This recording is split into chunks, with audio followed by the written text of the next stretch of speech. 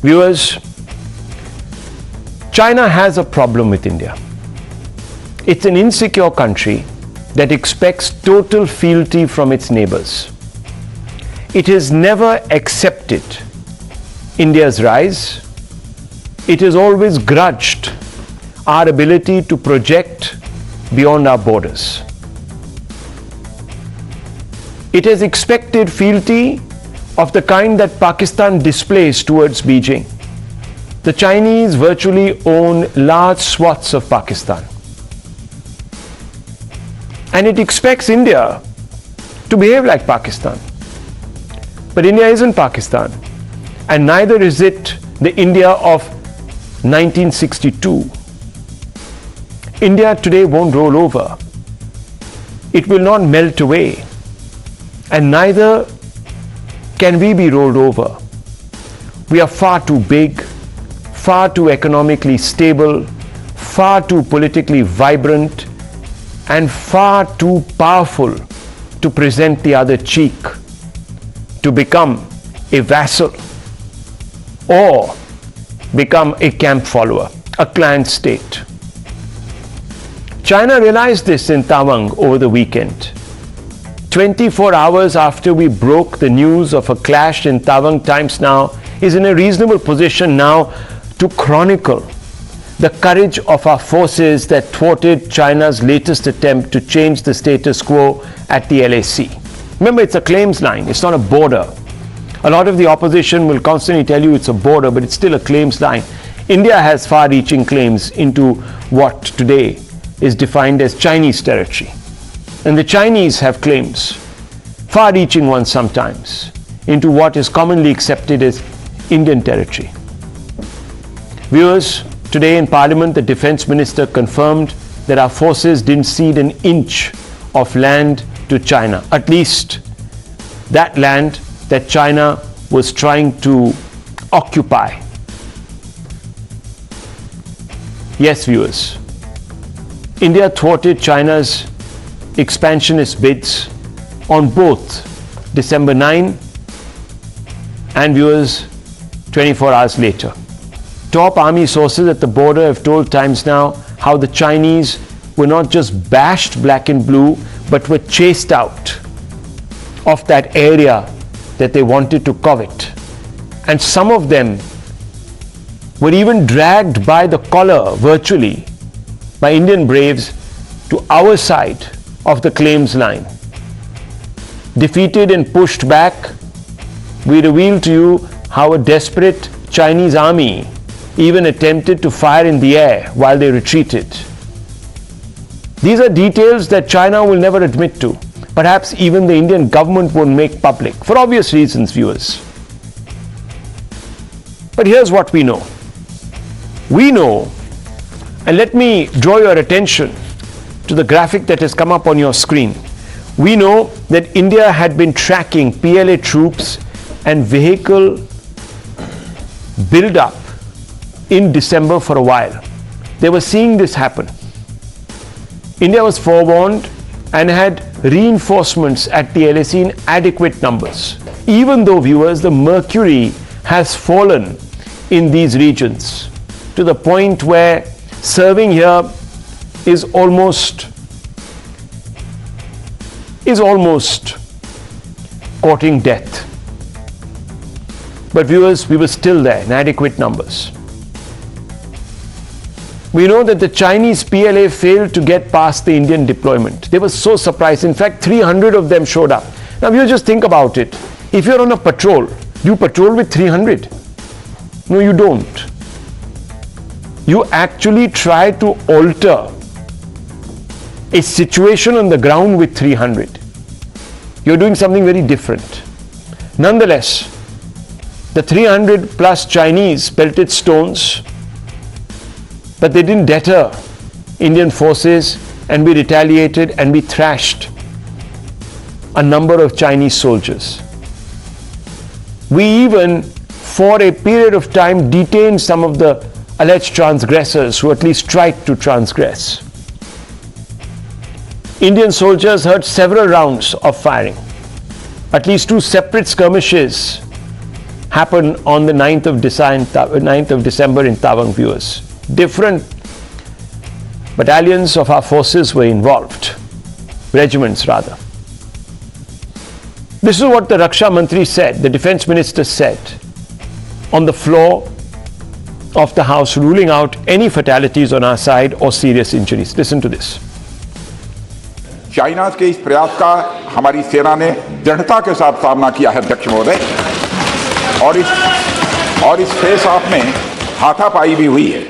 भारतीय सेना ने बहादुरी से पीएलए को हमारी टेरिटरी में अतिक्रमण करने से रोका और उन्हें उनकी पोस्ट पर वापस जाने के लिए मजबूर कर दिया अध्यक्ष महोदय, कि हमारे किसी भी सैनिक की न तो मृत्यु हुई है और न ही कोई गंभीर रूप से घायल हुआ है। जब तक भारतीय जनता पार्टी की मोदी सरकार चल रही है, 1 इंच जमीन पर भी कोई कब्जा नहीं कर सकता। कल अपने सेना के जवानों ने जो 8 की देर रात को और 9 की सुबह को जो वीरता दिखाई है, मैं इसकी बुरी बुरी प्रशंसा करता हूं। इन्होंने घुसे हुए सभी लोगों को कुछ ही घंटों में वापस खदेड़ दिया और हमारी भूमि का रक्षण किया है। Well, there you are. Not an inch of Indian territory has been lost, has been ceded. Importantly, viewers, our armed forces were prepared, and only because they were prepared, armed and well organized, that India was able to thwart the Chinese, who came, as the government says, well prepared to change the status quo, alter the status quo on the ground. After all, who patrols an area with 300 troops? And that's the question I posed to you just a short while ago. Ponder that point. But the point is that the Chinese have been trying to needle India for a while now. Under Xi, the Chinese economy is growing at the slowest pace it has grown in 3 decades. Under Xi, and I'm talking about Xi Jinping, businesses are moving out of China. They're coming to India. They're going elsewhere, but they're fleeing China. That's creating a vacuum, an economic vacuum. Under Xi, the Chinese are increasingly therefore worse off. There is social unrest under Xi, and for the first time, the Xi government has had to roll back policies to quell the agitation. Now, viewers, this is not a democracy where people can show up in camp and hold the government hostage, and the government, fearing repercussions in elections, will roll back. This is a dictatorship in China. And when a dictatorship steps back, you can imagine the circumstances that have forced it to do so. It's a very dicey situation in China. In such a scenario, the Xi administration is, and often, like our neighbor Pakistan does, diverts the nation's attention by instigating clashes with other countries or picking up all sorts of other obtuse issues to distract the public opinion. Nothing works better, viewers, than getting into a conflagration with a neighbor, especially a powerful one. That galvanizes the country because it gives people like Xi, who are the masters of propaganda, a handle to suggest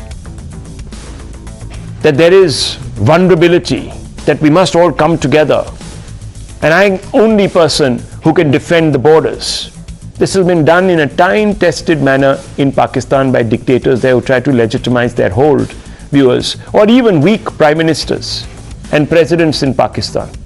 In fact, most often, civilian leaders in Pakistan.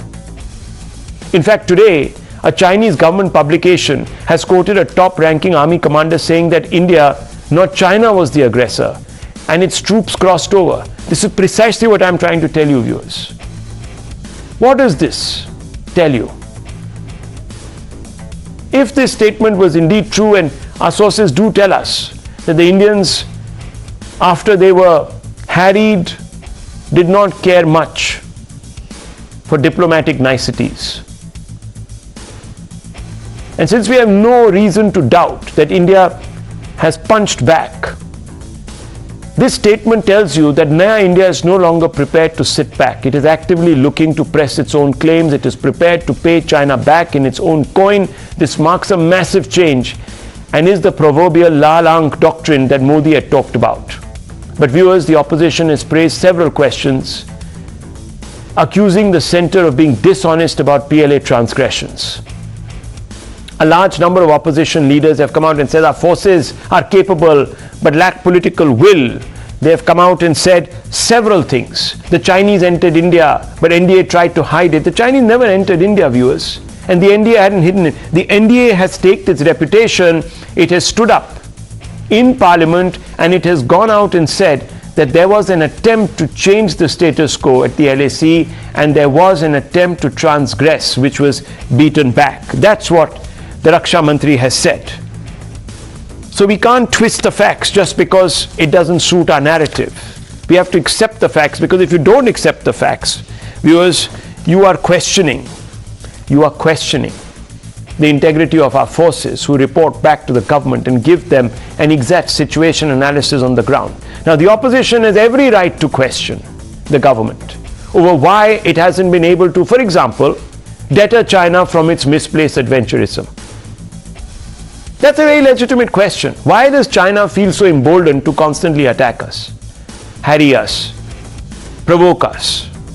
Have we not done enough to raise the costs or given China an idea that there can be serious repercussions of a kind that they haven't contemplated or cannot stomach if they continue this strategy of theirs? But to suggest that the Chinese entered India would be to doubt our forces that have gone on record to make it clear that no such thing has happened. To repeatedly claim otherwise is to undermine the morale of our forces. The point is that the opposition knows that when it attacks the government, it skates on thin ice.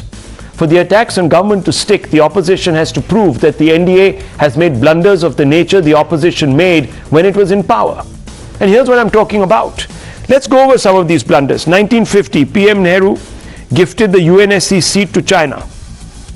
Not once but twice, viewers. Till date, India has sought permanent membership and China has stood in the way. There has been no quid pro quo. 1954 Panchsheel Treaty, formerly called Tibetan as region of China. 3 months later, China violated the Ladakh border.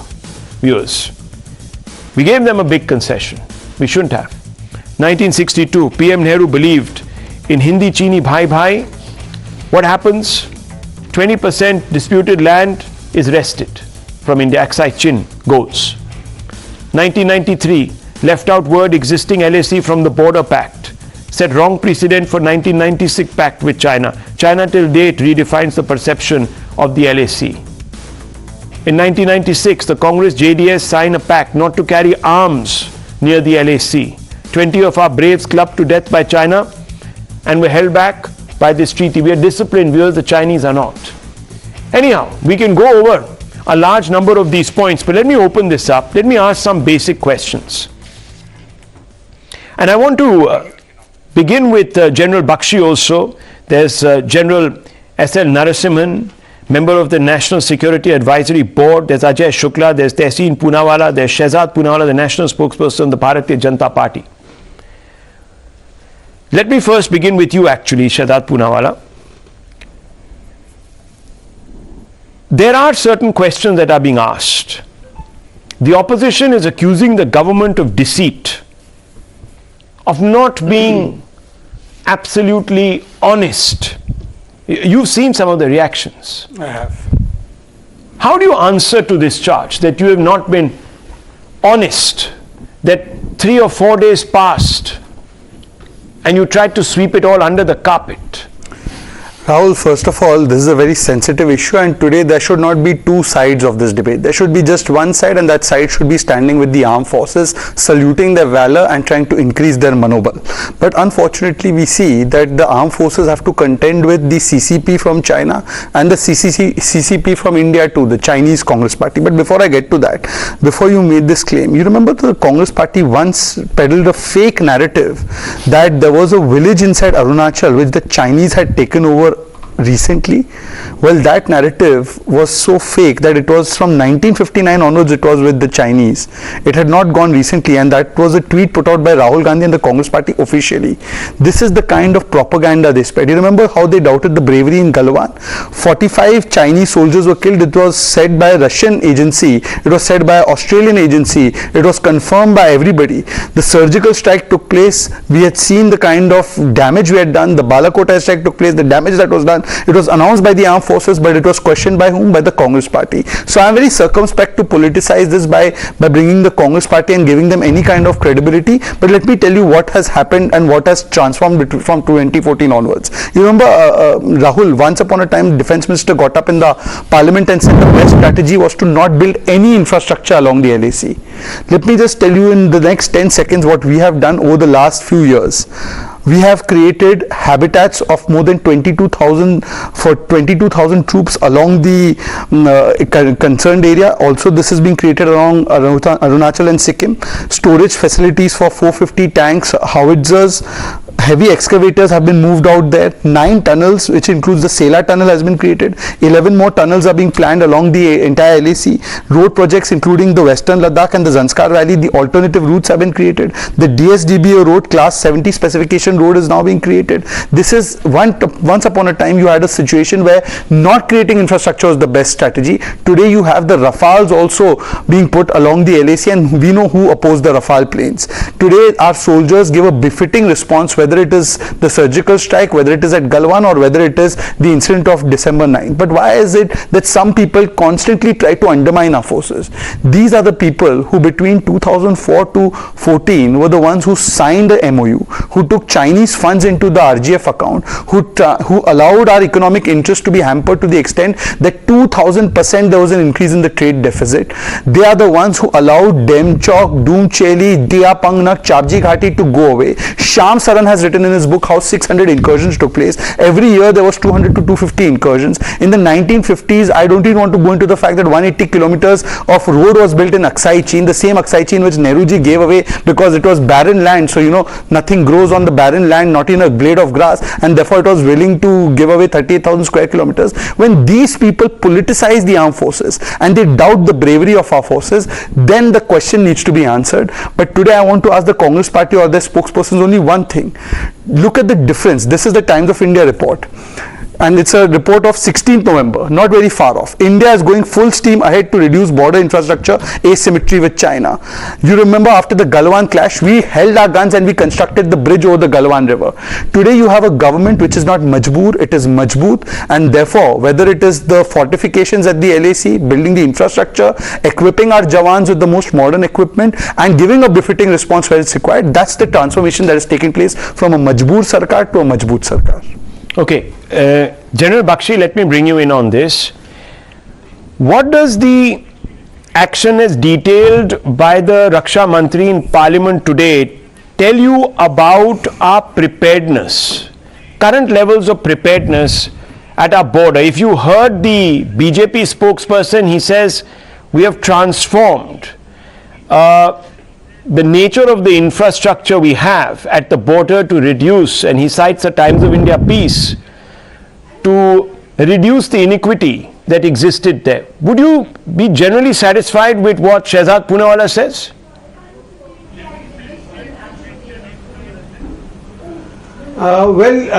Yes, Rahul, the fact of the matter is that huge strides have been made in the sphere of development of infrastructure on our Himalayan borders. The fact is, I am privy to the times when it was deemed inexpedient to make any roads in the border areas, leave the last 30-40 kilometers absolutely without roads, because on the specious plea that the Chinese would use them. The simple fact is that the road that leads from Tel Aviv to Damascus also leads from Damascus to Tel Aviv or vice versa, etc. So the fact of the matter is this foreclosed any offensive counter attack options on our part and reduced us to a defensive, pathetic defense, cowardly surrender of our own territory. All that has been rectified. The Chinese had made huge strides. We still have to catch up. They have railways. 7 trains a day come to Lhasa today, and that means about 7 battalions a day can be built up there, almost a division a day. So the fact of the matter is we still have a lot of catching up to do, but huge strides have been made, and we have the S-400s deployed there now, we have the Rafales deployed there now. So, well, yes, we are well prepared, and the very fact is that when this attack was launched by about 300 plus Chinese on 250 odd boys of ours holding that particular feature, they got a rebuff. But, and there is a big but, I would now say the time has come for you to jettison the no weapons usage clause of your peace and tranquility accords. The simple fact is we are not supposed to use weapons. The Chinese have been using baseball bats with nails, barbed wire, taser guns, macer guns, etc., which are lethal. They have been throwing pointed, sharpened stones which have been lethal. We've lost 20 lives already. Okay. We've had 6 more wounded. Right? So I do not think this is called for the continuation of this clause. Okay. Because it has become we'll talk a little bit about this General is lethal Saab. force. We'll talk about against our men. I'll just finish, Rahul. No, Rahul, I'll just finish. If you just give me 10 seconds more, I'll just wind up. What I'd like to state is that we need to go back to the era of 1967 when General Sagat Singh had passed clear orders that any soldier getting into kushti, wrestling, taekwondo with the Chinese, he would court-martial him. He said, you have been issued weapons and ammunition, use them to effect fire, to stop any incursions into General our Saab, territory. let's break this down, this conversation into two. It will be guarded the military way. I understand that, you made that point. Let me just break this conversation up now into two halves. We'll come back to what India can do to escalate or impose costs on China so it doesn't resort to such adventurism in the future, and we'll get into that conversation with Mr. Ajay Shukla, Lieutenant General Narasimhan, as well as General Bakshi. We'll come to that, but I just want to quickly go back to Tehseen Poonawalla. Tehseen Poonawalla, you heard the general, you heard General Bakshi. He says, look, we're in a much better position. Can you say then realistically that this is the India of 1962, some weakling country that is being run over by the Chinese, as people from your party seem to have suggested, and I have most of their quotes here. I mean, that seems to be the imputation. You look at Ajaz Ahmed of the RJD, for instance, your ally. You look at the Assam Congress bite. A lot of your leaders seem to be today suggesting that the Modi government is not being able to give China a befitting reply. On what basis are you making this claim? Good evening, Rahul. Thank you for having me on your show. And at the onset, I want to thank General Bakshi and General Narasimhan for the services that they've led to our country. And we are safe because of people like them. And obviously, a salute to our valorous forces at the border who keep us safe. There are two issues that I want to raise. I hope you give me the time because it's a very sensitive issue. And I want to expose some of the lies that the BJP spokesperson made on your show. I'm quoting from Times of India. Before I'll expose the BJP and answer your question specifically. The BJP spokesperson on your show said, and to quote him, that the Congress lied about a village in Arunachal Pradesh. Now, I would like you to please see the Times of India report. It is the BJP MP Tapkir Gao and satellite images from Times of India of a second village in Arunachal Pradesh. This issue raised in Parliament was the BJP MP. So for the BJP to come here and blame the Congress for something their MP said, and Times of India has actually agreed with it with satellite images, I think is a lie. But please, sir, do not interrupt me.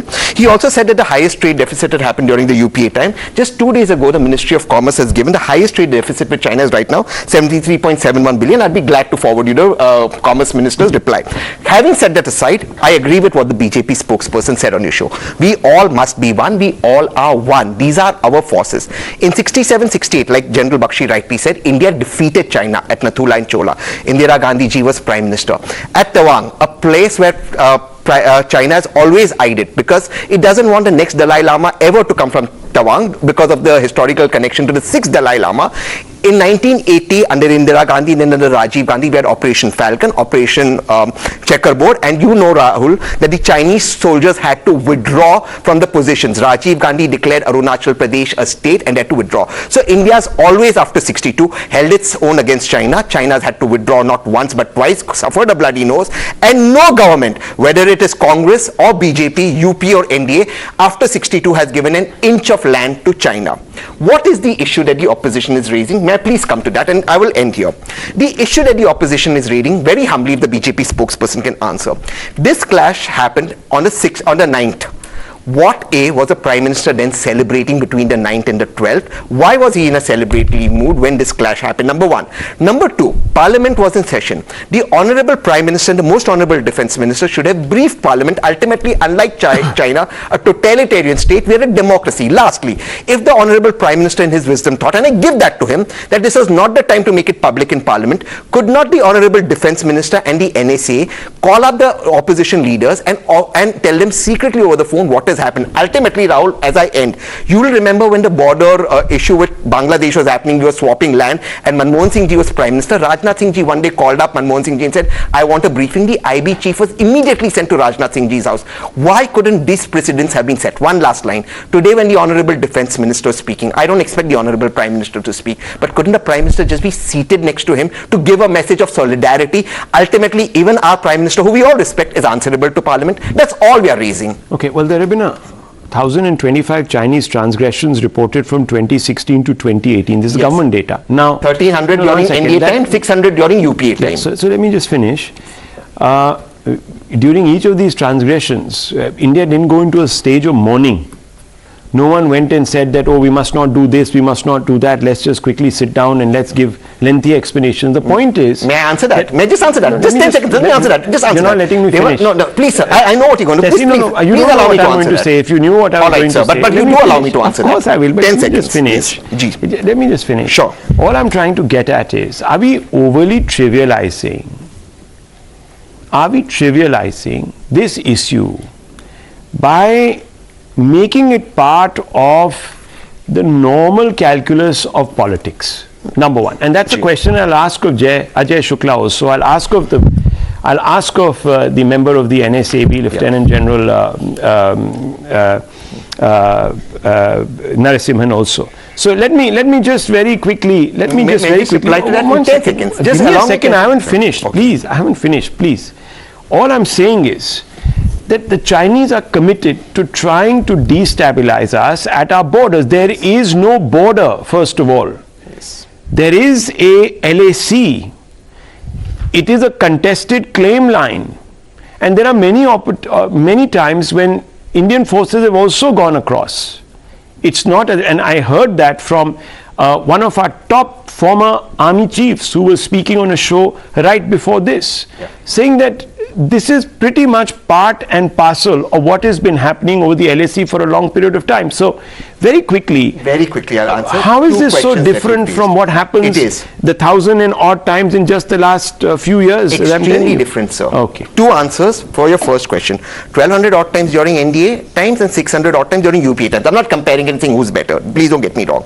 But every time there was a transgression during UPA times, and Rahul, you've covered, you're a senior journalist, every time the late Mrs. Sushma Swaraj ji or the late Arun Jaitley ji demanded accountability in Parliament. You may like the UPA, you may not like, the accountability was given each of those 600 times. Okay, but the Raksha Mantri has responded. Please. Rahul, I think it should not become a monologue. No, I'll respond to it. You respond when your time comes. He's allowed me. Let's get on the first part. Now look, Rahul, let us, first of all, I'm touched by the affection shown for General Bakshi by Tehseen Poonawala.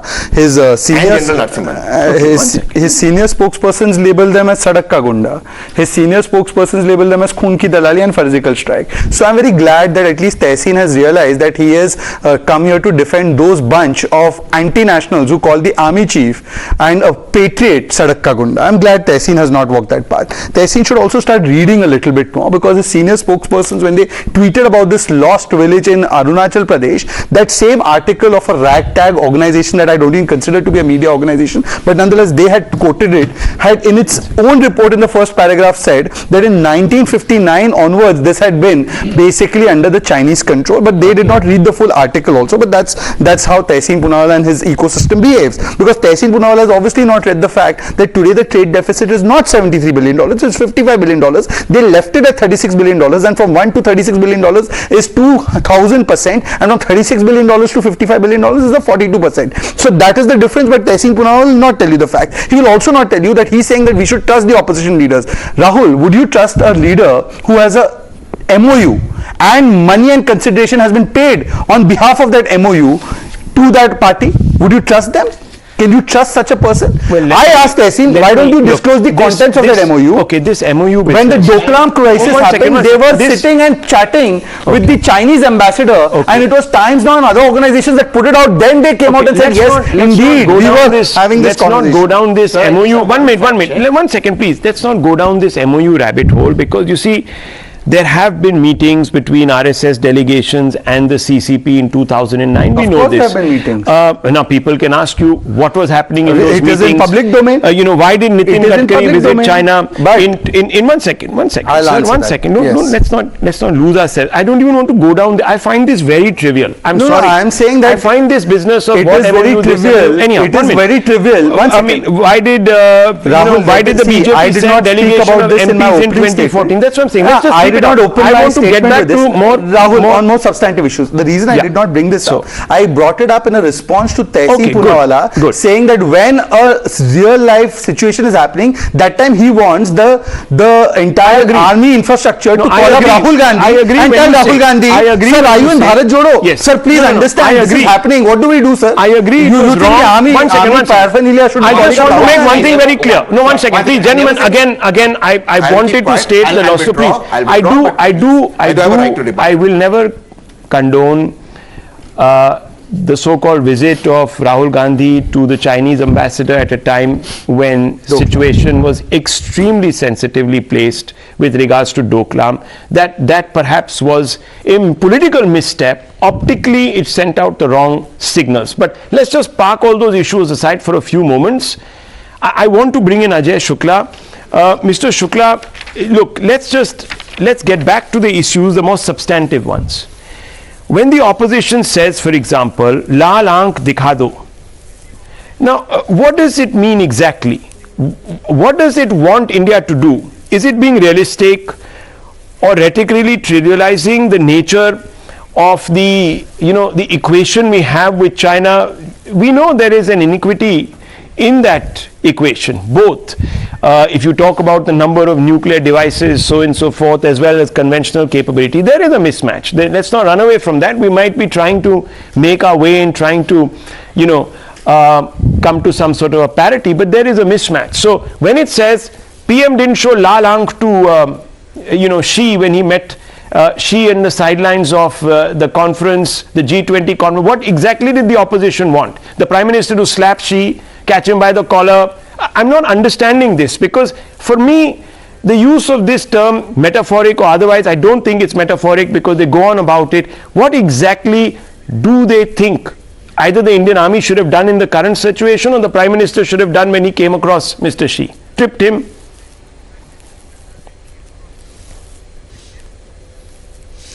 Well, I would imagine, and frankly, I don't know what was in the Congress spokesperson's mind when he made these statements about आंखें लाल आंखें दिखा दो चीन के president को.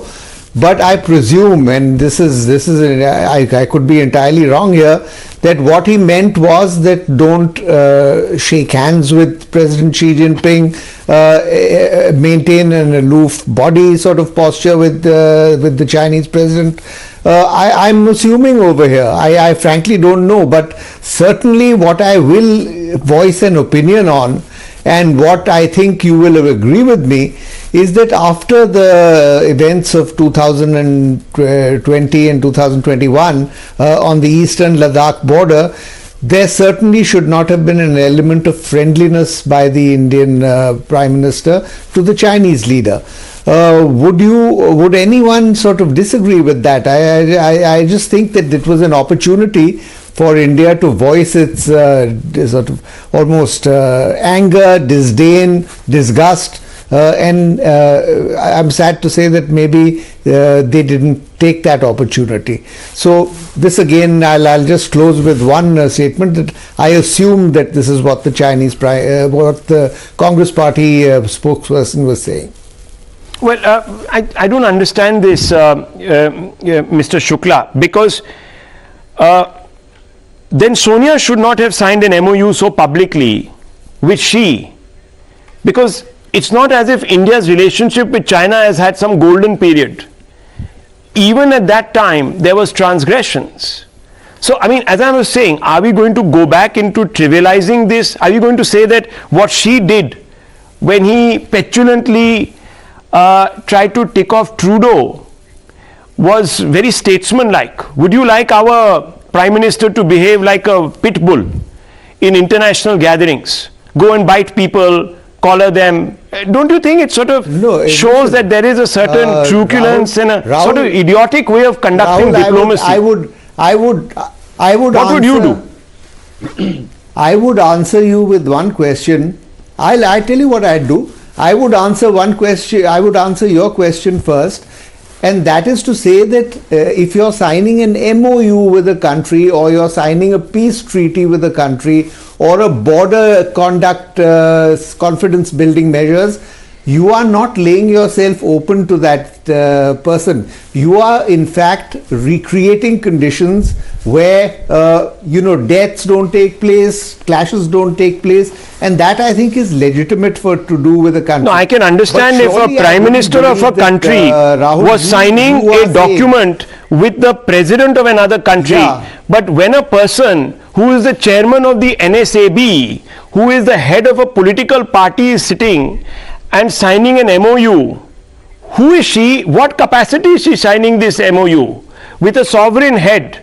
At that time, she was holding a very big position. So either Manmohan Singh was the Prime Minister or Sonia Gandhi was Super PM. How can there be a treaty? Who is Sonia Gandhi to speak for India? You're wrong. You're wrong, Rahul. He's saying so? Rahul, No. you are wrong in assuming that there is only the Prime Minister and the rest of the opposition party functionaries don't exist. That is absolutely incorrect. Oh, so Sonia Gandhi was in the opposition a major official figure. Role to play has. This is a bit. This doesn't sound quite right. It's a bit like exactly right. It's a bit like someone. Okay, it's a bit like. Sounds exactly right. Rahul, you see. Right now. You see. Rahul. Let him finish. Okay, let him Rahul finish. Shiv Shankar, if you are saying. Yeah. If you are saying that there is no space in diplomacy for expression of anger and expression of national disgust at the conduct of another country, you're simply wrong. There absolutely is. There is body language. There are issues like should you shake hands, should you not. There are issues like so you want our Prime Minister to behave like Gaddafi, and you want him to behave like language. Like that. It is the language. You want him to behave like Gaddafi on an international stage. I don't know how much you know about Gaddafi's behavior. I think otherwise he'll go on and on. But let me come in. Let me come in, Rahul. I request your indulgence. One second. The Prime Minister's approach to Xi Jinping. Okay. So Rahul, let me get this right.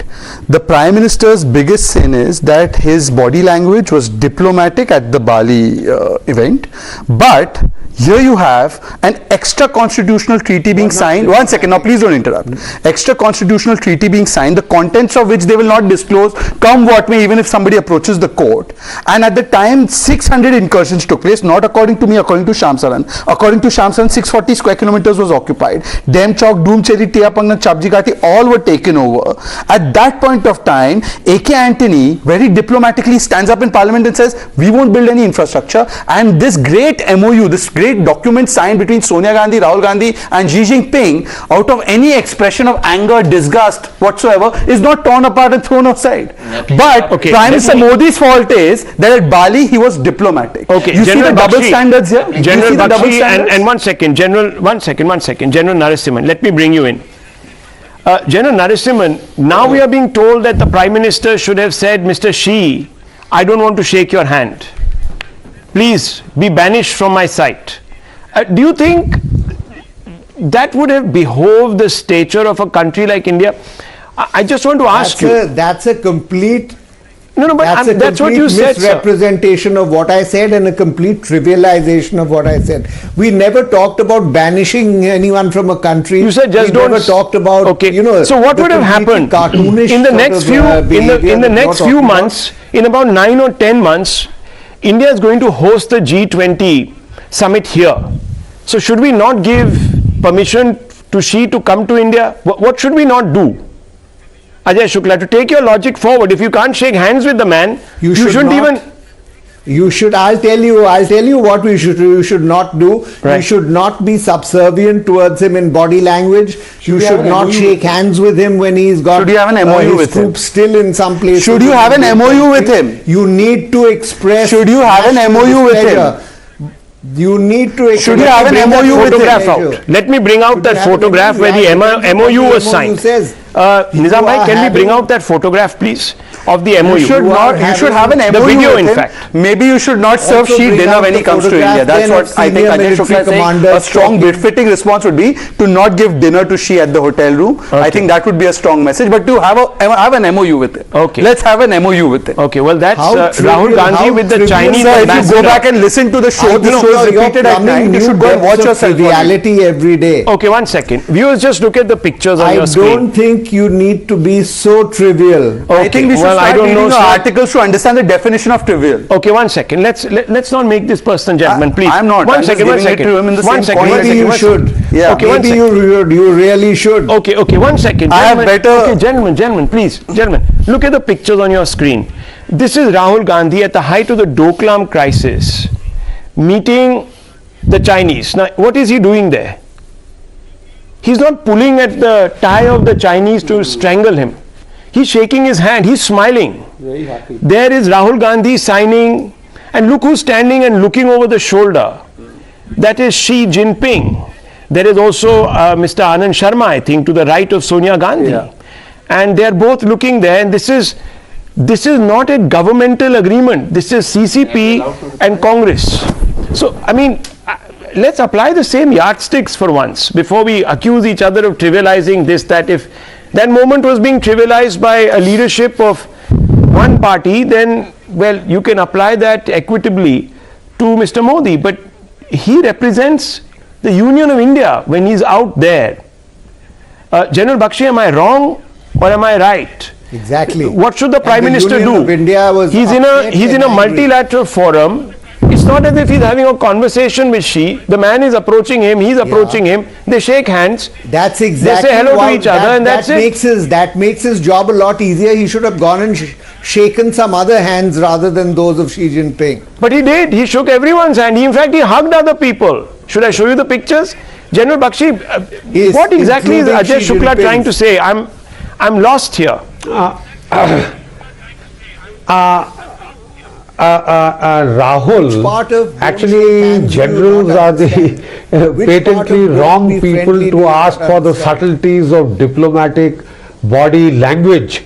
But I thought there are occasions when certain, I think what is being referred to is a certain amount of reserve. Is a certain amount of reserve, and I did think the Prime Minister showed that. I don't think he was overly effusive with Xi Jinping, and but I would rather like to focus on the issue that you raised, and I thought that was far more consequential. Okay. As to how we should react. So let me bring in General Narasimhan also. He's been very quiet. As a yes, soldier, sir. Both of you. I'll bring you both in. Let me first get in General Narasimhan on that point, and then I'll come right back to you, General Saab, because I really want to hear your views also. So, General Narasimhan, thank you. are we doing? Look, if you hear the narrative that is being spun by the opposition, and they're within their rights to do this. This is a democracy. You would believe that not enough is being done, that the Prime Minister is bending over backwards, he's not showing la langue, that he is not doing enough to escalate the costs on China. What really is your view on this charge that is being made? General Narasimhan. Right. Rahul, thanks for getting me on this show. I've been listening quite patiently to all the exchanges that have been taking place. I think we need not actually get into the modalities of what the PM does or otherwise. The reason for that is very simple. Even that particular handshake that you're seeing on the screen at this point in time, it is all well discussed and planned at a very higher level, keeping in mind various issues that are in front of us and how we need to deal with these issues. So I think we are actually not doing the correct thing by discussing this in this kind of a forum. Let us leave it to the high officers or the people who are holding it to decide how they need to deal with these issues. Questions can be asked. I mean, I'm with the system basically because it is a democracy. Questions will be asked. I understand that, but I think we need to keep certain things above discussion, and I think this is one of them that needs to be kept. That is number one. Number two, when these issues are being discussed, look at the body language. What was being talked about. I don't think there was any sense of bowing down or any sense of mollycoddling or anything like that. It was with dignity and it was with the right place in mind and with the right thing in mind. It was not a very long kind of a conversation. It was a very short conversation. And look at the body language. It doesn't show any kind of submissiveness or anything like that. It is a correct way to deal with these things. I think that is the way to look at it. That is what I would like to say about this. Okay, General Bakshi. Waiting for some time. Okay, yeah. What is the point? On the MOU thing, I believe very. Oh God, are we going to discuss this? No, I want to, sir. You have to allow me to raise a counter issue because the BJP has done it, and I will not allow them to tarnish Mrs. Gandhi's image. I'm sorry, sir. So please allow me, and do allow me. I'm trying to ask the BJP two simple questions. But before that, I want to make a disclosure on your show. The BJP spokesperson again lied on your show. The trade deficit with China was 73.31 billion, not 50 billion. It's 51.50 billion this year until October. From April to October, so it'll exceed 73 billion. That's the lies the BJP peddles on a national TV. But sir, you want to ask about the MOU, please, by all means ahead. How much money has the BJP received from the overseas friends of BJP China via Raju Sabnani? Was Raju Sabnani arrested, yes or no, for terror charges? Did Prime Minister Vajpayee send a diplomat to save him? And is he raising funds? Did he raise funds for Prime Minister Modi? You want answers on MOU? I think you should ask. Now please answer on Raju Sabnani and please answer how much funds you got. I want you today to tell the world how much funds you got. So you are acknowledging that the funds that came into the RGF from the Chinese embassy and the Chinese government is wrong? Sir, I am saying you have all rights to ask questions. Now you please answer my question. Now you see, was Raju Sabnani arrested on terror? You have answered your question. I think your quiet, your hypocritical silence on that answers everything. Now let me see. Rahul, just see the hypocrisy. One second. I think I'd like to step in here. I want to bring in General Saab. I just want to step in. One short hypocrisy? If the money was such a factor, viewers, would Modi have moved trade sanctions against China? Exactly, that's what punished some of the Chinese big majors from doing business in this country? Would we have had a situation, viewers, where our army was standing up and blooding the nose, putting their own lives on the line to take down China? Would we be moving resolutions against China in the United Nations? Would we be trying to isolate China on important critical issues by stealing business, if one were to use the word, from the Chinese? Look, let's get a bit real. Let's get a bit real. Let's get a bit real. Let's get a bit real. Let's talk about the more substantive issues here. I can't understand what the opposition wants the Modi government to do. Launch a nuclear missile, send troops into China, take over. What is it, General Saab? Can I just add something here? Can you explain? What should be done? Where is the government falling short of the expectation of the opposition?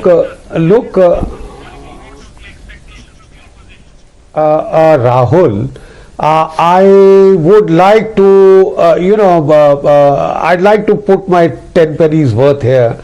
You see, the simple fact of the matter is that in every mature democracy, there is a bipartisan consensus on issues of national security, is my oft repeated statement. But the fact of the matter is, on this discussion itself, we've been forced to spend far more time and attention onto the acrimony between the two political outfits rather than between India and China. And I think we are now, overdoing this particular facet. I think we need to focus on more substantive issues when it is a question of India and China. That has receded into the background today, and not only on your channel but on most channels. The discussion is inane. I'm sorry, because it is between two political outfits slugging it out. Precisely. Much more than they would slug it out with the adversary country. And I think that is now reaching a level where I think the people of India are now a bit sick to the gills. Right. So, General, what should we be doing? What should we be We doing? are not prepared to talk against the Chinese. Focusing on more substantive issues about the Chinese, how do we first deal there with could the be an Chinese, apology what for the exactly inane is the discussion. problem. And if you permit me, Rahul, I'd like to say that as a soldier, the fact of the matter is China wants a digression from its internal problems, COVID, Taiwan, economy. Well, it chooses whom? It chooses us. It chooses us. Does that tell us something? We need to now look at deterrence.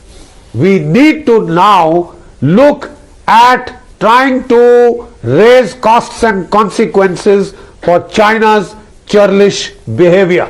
It cannot continue on and on forever. Okay. 2.5 years we've suffered it in Ladakh, right? We made one very substantive step backwards. We sort of seized the initiative in the Kailash range. We were quick to give it up, right? And now the Chinese are going to repeat ad nauseum these provocations. You have to come to a clear-cut decision. Are these par for the course? Do we get pushed around, or of course we will give it back. Our boys will give it back at whatever level they are asked to circumscribe their response to, right? But the fact of the matter is, I think we need to harken back to what we did in 67. Okay. Learn very pertinent. General Narasimhan, should we And hark if back we to what are we did able in to turn it 67? Kinetic just once. We will have peace for the next at least 20 years. Okay, go kinetic. We'll have peace for the next 20 years. General Narasimhan. Because the costs and consequences would have been outlined. Okay. Do what we did Okay. against Pakistan. No, 67 was China. Nathula. No, I'm talking about Pakistan now. Listen, I think we are stretching these things a little too far. I think we need to understand the correct kind of position that we have with China. That is number one. Number two, let us not keep quoting Nathula. Nathula was one incident. It was very restricted to one particular post. So if you were to expand it, you will have different consequences. So what you need to do is quietly build your capabilities, not actually go tom-tomming about it to town. Quietly build your capabilities, build your deterrence, build your infrastructure, build your indigenization capability and manufacturing capability within the country, make ourselves stronger. That is something that we need to be looking at this point in time.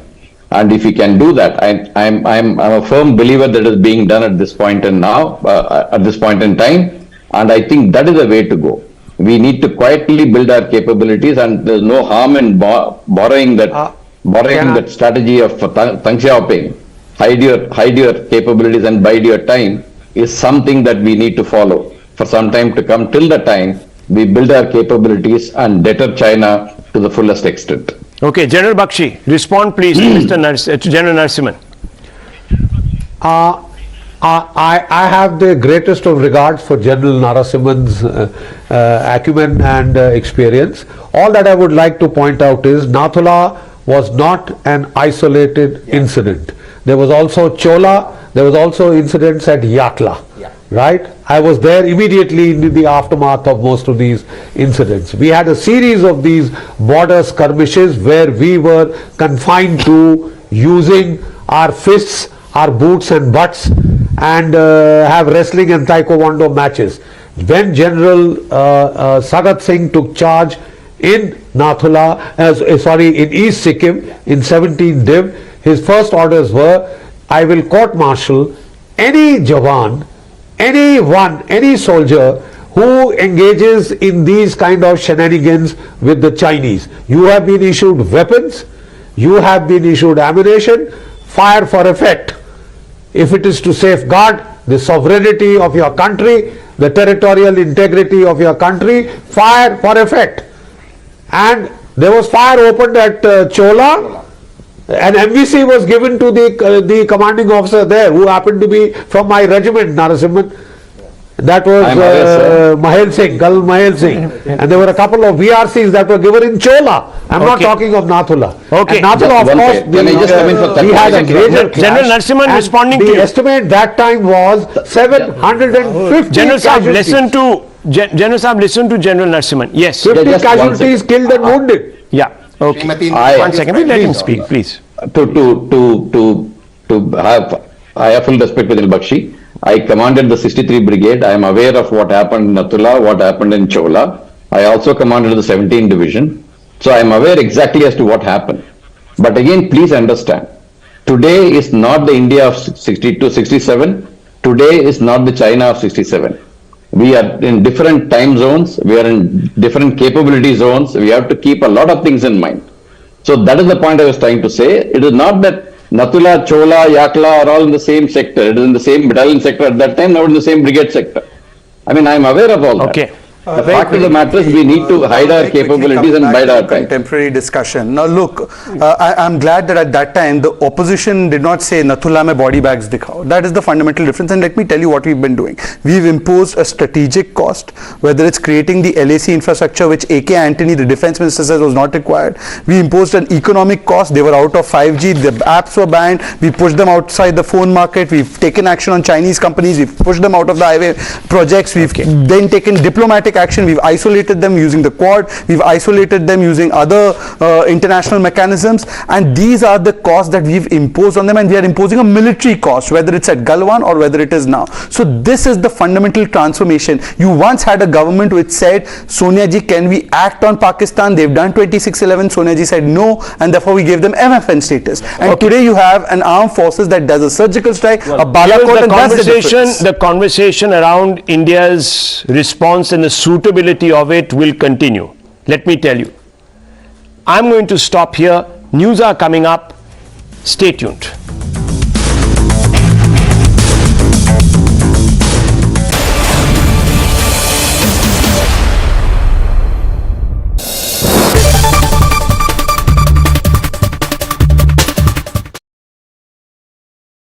हाल ही में हमने उबर का एक event attend किया था, जहां पर हमें बातचीत करने का मौका मिला सूरज नायर से, जो कि है सेफ्टी ऑपरेशंस के head at Uber India as well as South Asia. हमने पूछे उनसे कई सवाल, आइए देखते हैं इस वीडियो में।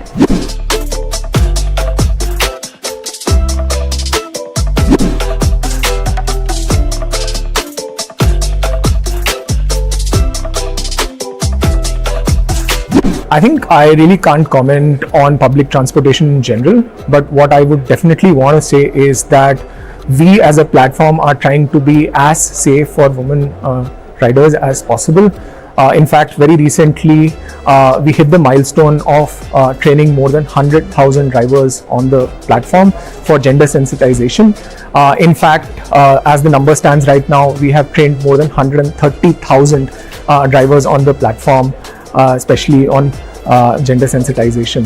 So I mean, we from time to time obviously work on such initiatives which are industry first, which make sure that women experience a safe ride on the platform.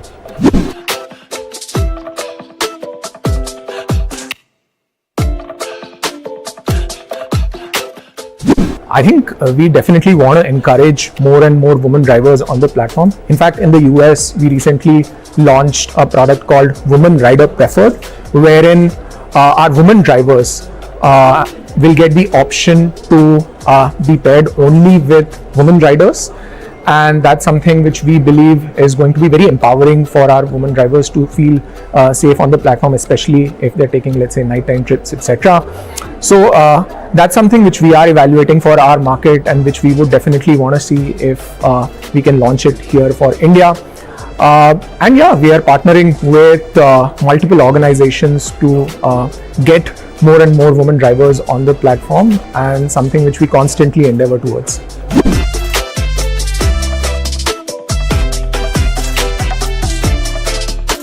Yeah, gender sensitization is not just about drivers being sensitized towards women riders, but it's also about sensitizing drivers against sensitizing our drivers for all genders.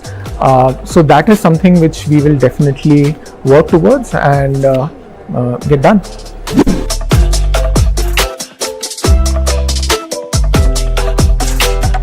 It's a very interesting idea and something which we have ourselves discussed and deliberated quite a lot. I think the challenge here. Stories on the show tonight, viewers.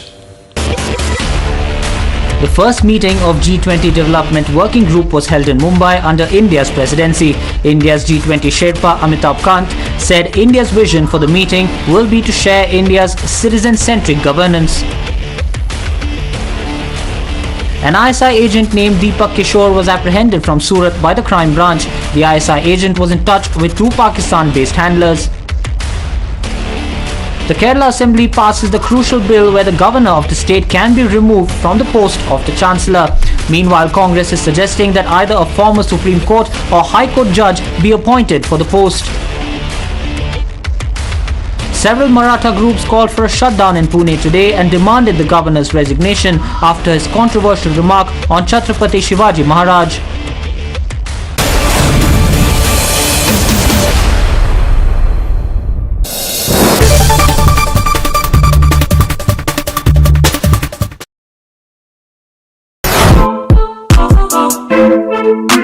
Meta laid off 11,000 plus employees, Amazon 10,000, Twitter 3,700 plus, Snapchat 6,000. Guys list और भी लंबी है और अगर एक headline जो हर newspaper, हर news channel चला रहा है आजकल, that's about layoffs affecting the big tech industry.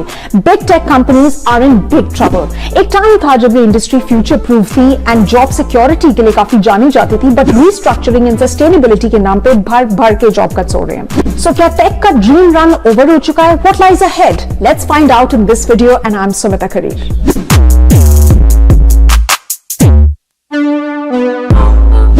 Big tech का बिग रीसेट मोमेंट आ चुका है guys. Let's start with the basics first. Extent of layoffs की बात करें तो 2022 में more than 1,37,492 workers have been laid off across 850 plus tech companies. But how did big tech get here? Well, number one, misplaced pandemic boom. Online businesses में boom हुआ after the COVID-19 pandemic, where everybody was stuck at home. सब घर पे बैठ के order कर रहे थे, नेटफ्लिक्स पे कंटेंट देख रहे थे और सोशल मीडिया प्लेटफॉर्म्स पे ज्यादा टाइम स्पेंड कर रहे थे. तो नेचुरली बिजनेसेस ने वहां स्पेंड करना शुरू कर दिया जहां ग्रोथ दिखी. Like Meta over spent on metaverse, AR, VR technologies to the tune of, कुछ रिपोर्ट्स बोल रही हैं, around $36 billion. And by the way metaverse कोई 1-1.5 साल में तो सेटअप नहीं होने वाला है. So over optimism that this digital boom will forever stay. इसकी वजह से इन्वेस्टर्स भी पैसा डालते गए, हायरिंग्स और स्पेंड्स बढ़ते गए.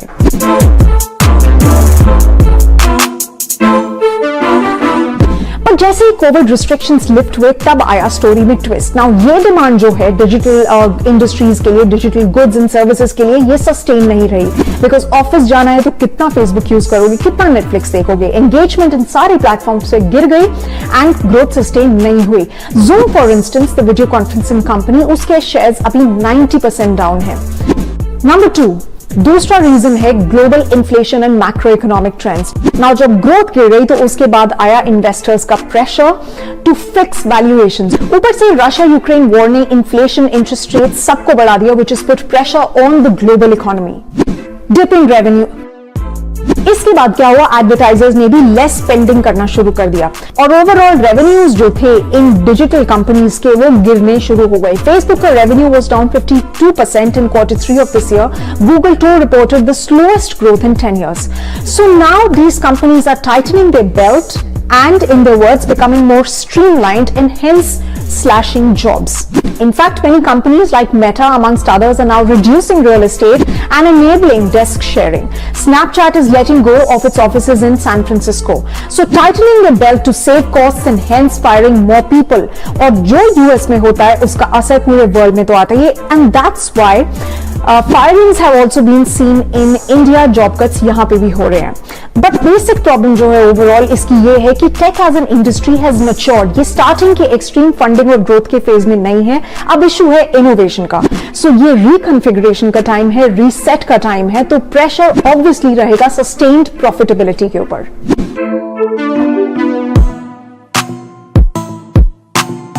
But does this mean कि the golden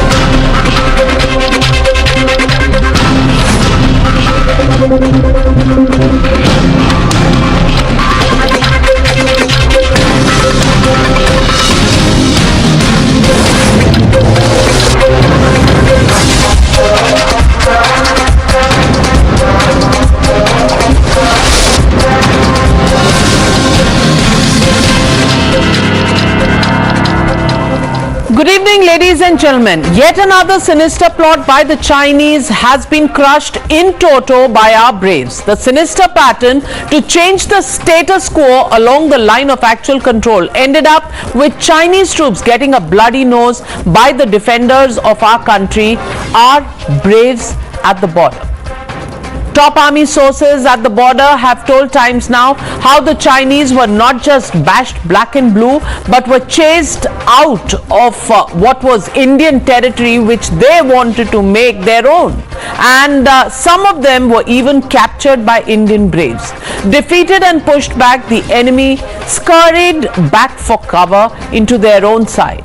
The Raksha Mantri and Home Minister Amit Shah made it clear that our soldiers secured every inch of India's soil.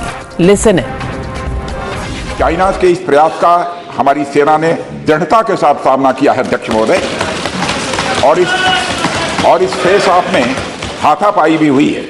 भारतीय सेना ने बहादुरी से पीएलए को हमारी टेरिटरी में अतिक्रमण करने से रोका और उन्हें उनकी पोस्ट पर वापस जाने के लिए मजबूर कर दिया अध्यक्ष महोदय, कि हमारे किसी भी सैनिक की न तो मृत्यु हुई है और न ही कोई गंभीर रूप से घायल हुआ है. जब तक भारतीय जनता पार्टी की मोदी सरकार चल रही है, 1 इंच जमीन पर भी कोई कब्जा नहीं कर सकता. कल अपने सेना के जवानों ने जो 8 की देर रात को और 9 की सुबह को जो वीरता दिखाई है, मैं इसकी बुरी बुरी प्रशंसा करता हूं. इन्होंने घुसे हुए सभी लोगों को कुछ ही घंटों में वापस खदेड़ दिया और हमारी भूमि का रक्षण किया है. However, some in the opposition are not impressed or convinced and are back to peddling the lies that they did during Galwan face-off in 2020. The chorus that China has grabbed India's land is being heard once again from the opposition camp. The Congress says that it's high time Prime Minister Modi breaks his silence and focuses more on national security rather than building his own image. Listen in to the Congress's attack.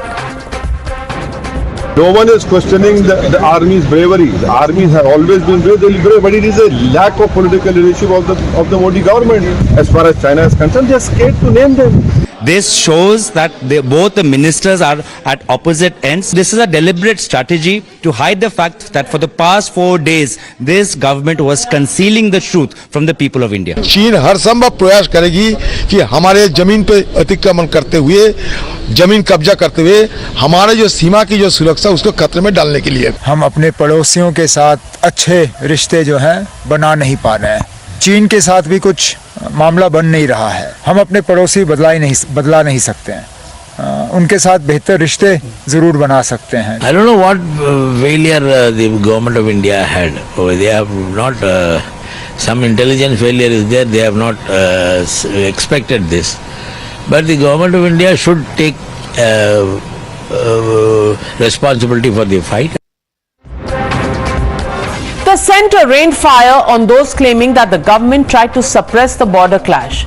Amit Shah slammed the Congress party in particular and reminded it of its secret deal with the Chinese Communist Party when it got donations into the Rajiv Gandhi Foundation. Listen.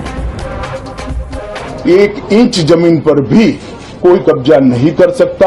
5 number का प्रश्न देखकर मैं इनकी चिंता समझ गया। 5 number के प्रश्न है राजीव गांधी फाउंडेशन के FCRA रजिस्ट्रेशन को रद्द करने के बाद कि राजीव गांधी फाउंडेशन को 2005-6 और 2006-07 के वित्तीय साल में चीनी दूतावास से 1,35 लाख रुपए का अनुदान प्राप्त हुआ था। चूंकि FCRA के कानून और उसकी मर्यादाओं के अनुरूप नहीं था, जिस वक्त गलवान के अंदर हमारे सेना के वीर जवान चीनियों से भिड़ रहे थे, उस वक्त चीनी दूतावास के अधिकारियों को कौन रात्रि भोज दे रहा था?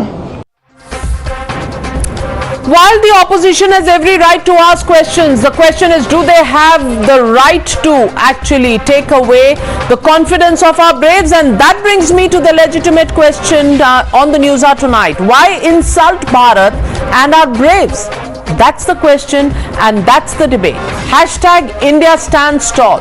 The debate coming up on the other side. You're watching the News Hour at 9. Debate number 1 on Times Now. Super Prime Time. Joining me on the debate tonight, Mr. GVL Narasimha Rao, Member of Parliament and National Spokesperson of the BJP, Dr. Anand Ranganathan, author and scientist, Abbas Haider, National Spokesperson of the Samajwadi Party, Riju Datta, Spokesperson of the Trinamool Congress, Kalimul Hafiz, President of the AIMIM in Delhi. But my first question goes to Dr. Sanjay Jha, author and suspended Congress leader. And Dr. Sanjay Jha, I want to ask you, asking questions is definitely the right of the opposition. But I find it a little strange that you have to walk out of Parliament when you actually want to know details of what transpired in Tawang. And at the drop of a hat, the leader of opposition in Lok Sabha, Mr. Adhir Ranjan Chaudhary, just keeps talking about the land that has been taken away from India by the Chinese, almost as if saying that our army, our military forces are not competent enough to keep India's boundaries intact. I want to ask, what is this born out of? Just political point scoring? Or do you realize what kind of a statement this is and how it reflects on the Indian Army? Navika, good evening to you and to all the panelists and to the viewers. See, national security is a bipartisan issue. I think it has got nothing to do with the political party in power or the members of the opposition. At the end of the day, we are talking about the territorial integrity of our country. So right now, the BJP has 300 members in parliament. Please remember, 240 members of parliament don't belong to the BJP, and they have a legitimate reason to question the government because they also represent the people of India, and that's what a very vibrant democracy should all be about. I want to make one point. I heard Mr. Amit Shah make certain observations on the Congress, and you have heard Pawan Khera's press conference. I can tell you, Navika, that this is such puerile pedestrian slugfest between the Congress and the BJP that doesn't make the country look good in the international arena. I think people will wonder that when there is talk about a belligerent China, which we all know, if you read all the articles by the military specialists in very esteemed foreign journals, they do warn of a belligerent China strengthening its border infrastructure. We all know that China's defense budget is 4 times that of India, and to a great extent we remain vulnerable. Nobody here, I don't think anybody in their right senses is questioning the intent of the government. Nobody is questioning at all the valor and the courage of our soldiers. I think all that, I think my friend DVL needs to basically respond to is that you guys need to be a lot more transparent. You're very opaque. And I think that is something that needs to be addressed. The opposition is questioning you because at the end of the day, don't forget, the soldiers are from different parts of India. We are all concerned. The Congress party that I have represented for a long time and over 55 years in government has fought wars, won them against Pakistan. So you should recognize that it is questions asked are with responsibility. Although, Navika, I will admit that one should skip hyperbole and rhetoric that makes India look, pretty much pathetic and small.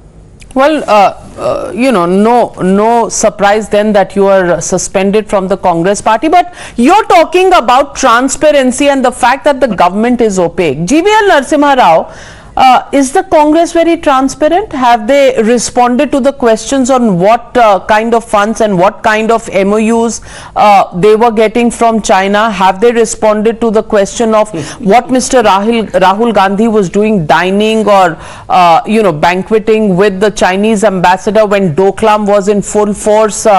Is the Congress very transparent that they are questioning the BJP? Respond to the question raised by Mr. Sanjay Jha.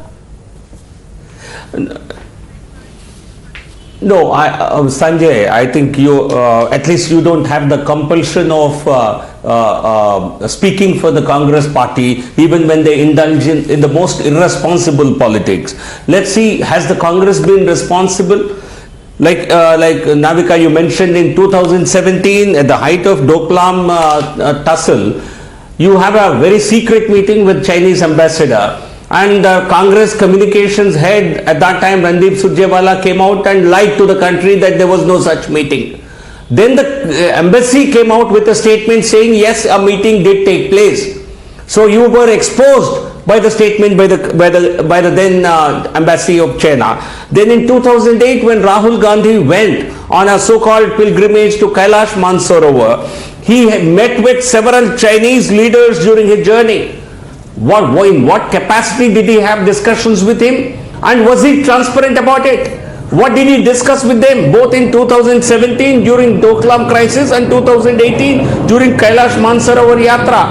And why did the Congress party sign an MOU in 2008 on 7th August 2008 by in the presence of Sonia Gandhi, Rahul Gandhi and Xi Jinping? What were the contents of this MOU? Why would a political party in India have such an MOU with a Communist Party of China, which controls the government in China? Why did the Congress Foundation, the Rajiv Gandhi Foundation headed by Sonia Gandhi, is it not very cheap? I would say it's very irresponsible and even cheap to take money from Chinese embassy for so-called research activities of the Rajiv Gandhi Foundation. Has the Congress party not ceded during Nehru era? You have ceded 37,000 square kilometers of land to China. Between 2008 and 13, there have been 600 intrusions into the Indian territory. In 2008, a PLA had built. In 2012, PLA built a observing point at Demchok, and in 2008 the Chinese army destroyed the Zorawar fort in Demchok. Was the Congress party and the government transparent in all these occasions? Was the Congress party hand in glove with them? I think we have been very transparent. How can you say we are not transparent? The defense minister of the country makes a statement in both the houses of parliament. He exactly states what has happened. He says there have been some injuries, but there are no casualties, there are no serious injuries. And we have pushed everyone who tried to intrude into our territory. What more transparency do you want? Has the Congress and Sanjay Jha, you want to respond to Mr. GVL Narasimha Rao? Of course you should respond to Mr. GVL Narasimha Rao, but let me also tell you, the roads that have been built, 2,088 kilometers of roads have been built. And should I also tell you what was the stated policy of the Congress party on building roads and infrastructure along the line of actual control? Let's listen in to what former Defence Minister Mr. A.K. Antony had to say in Parliament in 2013. Listen in to him. Their infrastructure development is superior to India.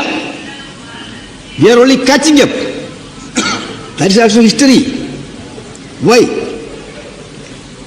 Independent India, many years as a policy on border, the best defense is not to develop the border. Undeveloped border is more safe than developed border. Undeveloped border is more safe than developed border, and that is our stated policy. Now, Dr. Sanjay Jha, do you still have an argument after that? Navika, 2 quick points. I mean, there is no denying at this point of time, and we need to accept it here, that China has got substantial funds, and they are, we got a long border, almost 4,000 kilometers, and they are making roads, bridges, heliports, and they have the advantage of having more plain land as opposed to the rocky terrain that is on our side of the border or our side of the line of actual control. But my question to GVL, and this is, I need to say this very upfront on your program, Navika, because we are all responsible people. I will never say that the BJP is anti-national. I may not agree with their politics. I will never say that. I would expect GVL, for God's sake, I mean, we are both representing here national parties who have governed India, to make these, puerile, pedestrian, pathetic statements saying Congress is anti-national, etc., is really preposterous. I mean, even the Congress has asked you many questions. Who funds, who funded you? Why did you own China? And let's not reduce it to that kind of a slug perspective. My only question to you is only one, which I'm sure Navika will appreciate, that you banned TikTok and a couple of apps after Galwan happened. Do you know that when Xi Jinping recently got coronated, use that term, the entire Galwan episode was actually played in the background, send a message about their intent to India. We can't be casual for our defense, number one. Number two, today India's trade deficit is at a record with China. China is back to being India's biggest trading partner. So what was that big talk about IPL sponsorship and TikTok? Well, just because you have such an interest in statistics, let me tell you the trade deficit between 2004 and 2014 was 2,000 times, than what it is today. So, if that is your question, the figures are there for everybody to see, but Anand Ranganathan wants to come in. Yes, Dr. Anand Ranganathan. Yeah, good evening. Good evening, Navika, and good evening to my fellow panelists. Very briefly, 3 issues here. Number one, we are absolutely proud, so proud of our Jawans who have yet again thwarted Chinese aggression and given them a bloody nose without caring about their lives. The entire country stands with them and prays for the quick recovery of the injured. Absolutely. Number two, one hopes the opposition would this time round at least stand united with our defense forces and the government, unlike the last time when it was outraging, while at the same time hiding its own actions that allowed China to occupy 640 square kilometers of eastern Ladakh during the UPA, a fact reiterated by UPA's own Foreign Secretary Sham Saran, or staying quiet while China managed to make nearly 600 incursions into the Indian side between 2010 and 2013, or when on July 12, 2013, the Chinese entered 28 kilometers deep into our territory at Depsang.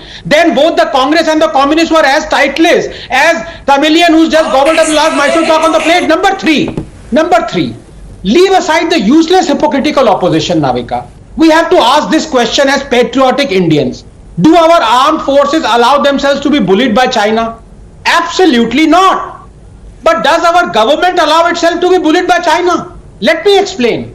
In the wake of Pulwama, where Pakistan killed our Jawans, the India-Pakistan trade came down to zero. In the wake of Galwan, where China killed our Jawans, the India-China trade has been the highest ever. It has crossed $100 billion for 2 years running straight. And this year, it might surpass $125 billion. Worse, our exports to China have declined by 36% compared to last year, but Chinese imports have risen. Our deficit is now a staggering $75 billion. Our trade deficit with China, sure, as you said, was $1.5 billion in 2004. It climbed to $37 billion in 2014. It has doubled during the Modi regime. Where is the promised white paper on decoupling from China and Atmanirbharta? How many Indian companies and multinationals have we coerced away from China in the last 3 years? Recent research by government-aided RIS has found that mere 327 products such as mobile phones, telecom equipment, cameras, solar panels, AC and penicillin account for 3/4 of the Chinese imports, and that for 82% of our total imports from China. It was not the most competitive producer. This implies we can decouple from China by promoting domestic manufacturing and also diversifying our import basket. Sure, Navika, it won't happen overnight, but it's been 3 years. Surely we could have taken steps, but here we are going in the other direction. Navika, just 30 seconds. Decoupling will allow us to flex ourselves on the defense front. Right now, China doesn't care because we aren't hurting them economically. But here is the tragedy. Our opposition sides with the center on this. They don't want us to hurt China. And so there is no pressure to rethink on our economic dependence on China. A lesson. GVL Narasimha Rao, I'll get GVL Narasimha Rao to respond to you, but Anand Ranganathan, you more than anybody will know that this does not happen overnight. In fact, even United States of America is taking its time in shifting all the manufacturing bases out of China into Vietnam or India. Apple has done that, and work in progress is something. You can't shut down all industries because you have the pressure of unemployment and economically hurting China. Dr. Anand Ranganathan, you know the reality. Our power to hurt them is a lot less than their power to hurt us, and these steps have to be calibrated. But let me get in Kalimul Hafiz Saab of the AIM. Kalimul Hafiz Saab, Owaisi साहब को आजकल बहुत गुस्सा आने लग गया है. हर बात पर सवाल उठा लेते हैं, हर बात पर कहते हैं कि भाई चाइना हमारा सामान उठा के ले गया, हमारी जमीन उठा कर ले गया. अरे जमीन भैया उधर ही है और हमारे जवानों के बाजुओं में दम है, नहीं दे रहा किसी को एक मिलीमीटर भी जमीन. तो इतनी चिंता जो आपको हो रही है तो फिर बैठकर सुन ही लीजिए और फिर बैठकर चाइना के हाथ में लड्डू मत पकड़ाइए कि आप जिस तरह से यहां लड़ रहे हैं वो तो चाइना उस पर खुशियां मना रहा होगा. ये किस तरह की राजनीति है, मैं आपसे पूछना चाहती हूँ. रिस्पॉन्सिबल राजनीति ऐसी हुआ करती है? देखिए नाविका जी, सवाल कुछ और है, लेकिन सरकार भी जवाब वैसे ही दे रही है कि वो कांग्रेस के 1 करोड़ 35 लाख याद दिला रही है और अभी भी डिबेट जो है वो डिरेल हो गई है, कहीं और चली गई है. सवाल सिर्फ इतना सा है कि मेरे अजीम मुल्क पर एक पड़ोसी देश ने हमला किया और मेरे बहादुर जवानों ने उनको खदेड़ दिया. ये हुई 9 दिसंबर का वाकया. आखिर सरकार जो भारतीय जनता पार्टी पावर में है, इस संसदीय प्रणाली में जितना बीजेपी की जिम्मेदारी है उतनी ही रेस्पॉन्सिबल उसका हिस्सा विपक्ष भी है. तो आखिर सरकार ने 9 जनवरी फ्राइडे को ये उनको कॉन्फिडेंस में क्यों नहीं लिया? पार्लियामेंट चल रहा है, उस सेशन को क्यों नहीं बताया? जब प्रेस ने ये लीक कर दिया तो उसके बाद सरकार शर्म की वजह से अपना बयान दे रही है. सवाल ये है कि आखिर पॉलिटिकली ये सरकार इतनी डरी हुई क्यों है? जब हमारी सेना नहीं डर रही, हमारी सेना वहां पे जाकर मार कर आ रही है, तो ये सरकार डरती क्यों है बात करने से?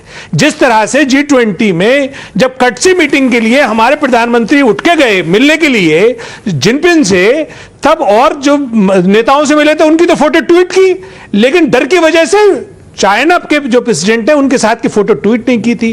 तो इससे पहले भी सरकार ने देश को गुमराह में रखा, डार्क में रखा था और ये कहा था प्रधानमंत्री जी ने कि देश में ना कोई घुसा था ना कोई घुसा है. जब कोई घुसा नहीं था और घुसा नहीं है तो फिर आखिर वो 15 राउंड की बात किस पे हुई, वो डिसएंगेजमेंट क्या हुआ और आज भी डैमचक और डैमसंग की स्थिति क्या है? तो सवाल ये है कि ये जो जिंगुएज में जीती है भारतीय जनता पार्टी, जो इसके प्रवक्ता अपने आप को सेना के पीछे छुपा रहे हैं और कांग्रेस की गलती बताकर अपनी गलती छुपाना चाह रहे हैं, तो हम इन्हें नहीं छुपाने देंगे. हमारे नेता बैरिस्टर असदुद्दीन ओवैसी साहब ट्रू पेट्रियोटिक हैं. वो अपने भारत की अस्मिता के लिए, भारत की रक्षा के लिए ऐसे सवाल उठाएंगे. अब आप उसको गुस्सा कहती हैं, वो कहें, लेकिन हमारा ये जिम्मेदारी है कि हम सरकार को ये चिताएं कि जब तुम्हारी सरहदों की जो भी कुछ हो रहा है, घटना हो रही है, जवाब दीजिए, क्योंकि कलीमुल हफीज साहब कह रहे हैं उनका हक है सवाल पूछना. वैसे 16 राउंड की टॉक्स हो चुकी हैं, 15 राउंड की नहीं, तो आप अपनी नॉलेज में जरा इजाफा कर लीजिए कलीमुल साहब. जीवीएल चलिए, एक आपने बढ़ा दी, अच्छी बात है. नहीं, मैंने नहीं बढ़ाई, ये इतनी ही है, ऑफिशियल नंबर है. जी आपने करेक्ट कर दिया मुझे, आपने मुझे करेक्ट कर दिया जी. नहीं देखिए नाविका जी, जिस पार्टी के सत्ता में रहते हुए जो हजारों स्क्वायर किलोमीटर का भूमि को भारत ने खोया है, उनको शर्म आनी चाहिए. You should be ashamed that you support a party like the Congress, which has ceded tens of thousands of square kilometers of Indian land. We have not ceded an inch of land. If you do not want to, you want to indulge in pure semantics and not want to understand the reality, You imagine you want to hear only the PLA or a ISI story and you want to topo it on people of India, there are going to be no takers. And we are not hiding behind the Indian forces. We certainly, सुन लीजिए, धैर्य रखिए, सुन लीजिए। Opponent को आप opposition अपने confidence में नहीं, राहुल गांधी चुप चेन्नई चले जाते हैं। आप सवाल ये है कि आप कॉन्फिडेंस में लेके जाइए ना वहाँ। नाविका जी, ये आप बीच में मत बोलिए। आपने सवाल पूछा, आप सुनने का धैर्य रख लीजिए प्लीज, फिर आपको कुछ रिबट करना होगा, मैं समय दूंगी। हाँ तो yeah, are you not ashamed that Rahul Gandhi lied to this country, that he met with Chinese ambassador when Doklam was happening? Who was non-transparent? Who was hiding it from the country? And what talks was he having when Indian forces were actually having a head-to-head confrontation in Doklam? Was it not? Was it not betraying the people of this country, the forces of this country? Please answer this. Why did the Congress party have a secret MOU? What was the reason behind it? And what kind of what money the foundation was getting money from the Chinese embassy for offering what services? Why did Rahul Gandhi, why did Defense Minister Aki Anthony say on the floor of the House, we don't want to build infrastructure? We want to open our entire border to China so that they can come in thousands of square kilometers. So was Anthony speaking on his own, or was he speaking on behalf of Sonia Gandhi? Please answer these questions. We are not hiding behind anybody. We are proud of our forces. Yes, you are hiding behind the enemy. I will say that again. In security, in surgical strikes, you question Indian armed forces. You pretend as if you are questioning the BJP, but you question the valor of the armed forces in surgical strikes. You made fun of airstrikes in Balakot. I think the Congress party, Rahul Gandhi, Sonia Gandhi will have to apologize to the forces of this country 1,000,000 times. You are betraying national security. I will say that 100 times. So let me get in Mr. Riju Datta. Mr. Riju Datta of the Trinamool Congress. Mr. Riju Datta, there are precedents when on questions of national security, statements are made in parliament, but debates are not allowed. It happened on the incident of 26/11. It happened on the incident of nuclear tests that were conducted. It happened on the in several such incidents in the past. I just want to ask you, what is so different between the statement made today and earlier when it concerns national security? Do you think the government should have a debate on the issue for the global fora to actually look at how opposition versus government is happening back home in India on an issue which is of extreme sensitivity for national security, just because the opposition thinks it's their right? Navika ji, first of all, let me tell you and all your millions of viewers that we stand in complete solidarity with the Indian Armed Forces, and we are grateful for their valor and we are grateful for their service, number one. Number two, national security is above internal politics. Trinamool Congress stands in complete solidarity with the country in matters of national security. There is no doubt in that. And the current disposition, I am sure they are doing everything they can for securing our borders. Okay, my party has just two questions to ask. One, like Sanjay ji said, that in the parliament, even if they have 303 MPs, there are 240 odd MPs on the other side. Parliament is only one place where the central government is answerable to the country. Why we cannot have a discussion that I think the honorable MP can answer. Number one point, and number two, this incident, this scuffle between the security forces, armed forces of the Indian Army and the Chinese Army happened on December 9th. Why on December 13th, 4 days, you issue a statement and the honorable defense minister says, बीच में छुट्टी था. इसलिए हम statement नहीं दे पाए. So these are two pertinent questions that I want to ask. All right, GVL Narasimha Rao, respond to the two pertinent questions that have been raised. And one more thing. You had two questions, now there is an addendum. Yes, not an addendum, a corrigendum, that I will only say this to Mr. Narasimha Rao, that sir, when you come on TV, I think you are more angry at Rahul Gandhi than we should be at China. So that is all I have to say. You're more angry about Rahul Gandhi than about China. And why when this incident happened on 9th, are you informing the parliament on 13th? I'll answer and not in between? Yes. No, I'm certainly angry about Mr. Rahul Gandhi, because we expect him to stand with the country, stand with forces. I don't expect the People's Liberation of Army, I don't expect PLA of China to stand with Indian forces, but I expect Rahul Gandhi, Congress party, all opposition parties to stand with Indian forces. That's not the case. So that really makes citizens of this country angry about Congress party. Number one. Number two, you see, the incident happened on the night of 8th and 9th December. But certainly it takes for any particular episode to come to an end and to get all the facts. And because when we present the facts to the parliament, it is not a television debate. Every word spoken on the floor of house has to be vetted, and every word has to be authentic. And we have a very, very responsible position in parliament. So certainly it takes time to get all the facts and speak about them. This is not a leak from China. It is revealed by the government, by the forces. The whole world came to know only because the government allowed this information to go out. Otherwise it would have never been known possibly. No, sir. There are print medias and there are news medias who have leaked this story. And the defense minister on the floor of the parliament said, 4 दिन लग गए. They have waited. Where do you think they get the information? Obviously, some official sources only must have given them. It's a bona fide question to ask that, the news leaked in the media before the government actually gave a statement on it. Should the government have given a statement before rather than after the media raised the issue and the opposition got to know about it? That's a valid question to ask, and you will have to respond to that. Yeah.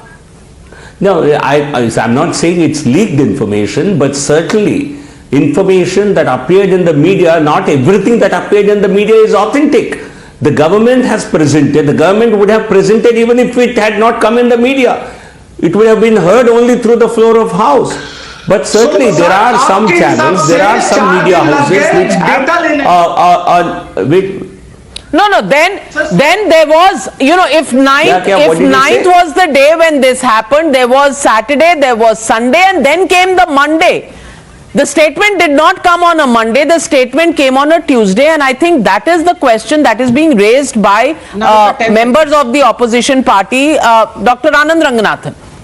Thank you for raising that, Mr. Rao, just 10 seconds. Thank you, Navika, for raising that, and Rijuda, because I think that's a very legitimate question, and for a change, I commend the opposition for asking a very logical and rational question, because the fact remains, Mr. Rao, that when you're saying everything has to be carefully vetted, this is not a negative news as far as India is concerned. We gave a bloody nose to the aggressor. But, the mind boggles at the fact that when it came to surgical strikes, when it came to the Uri attack, how come the government immediately told us within hours of that transpiring, whereas out here it takes 4 days? So obviously something has happened that the government was not very open about declaring this. You have to accept that. Mr. GVL Narasimha Rao, it's a very valid and a very legitimate question. Dr. Ranganathan supporting me. I have ordered a copy of souffle. My husband signed it, sir. Navika. Yes, Navika, go on. In the case of surgical strikes, the entire operation concluded by maybe 9 or 8 in the morning. Only when they all returned safe to our Indian territory, you had DGMO addressing that press conference when the entire operation was over.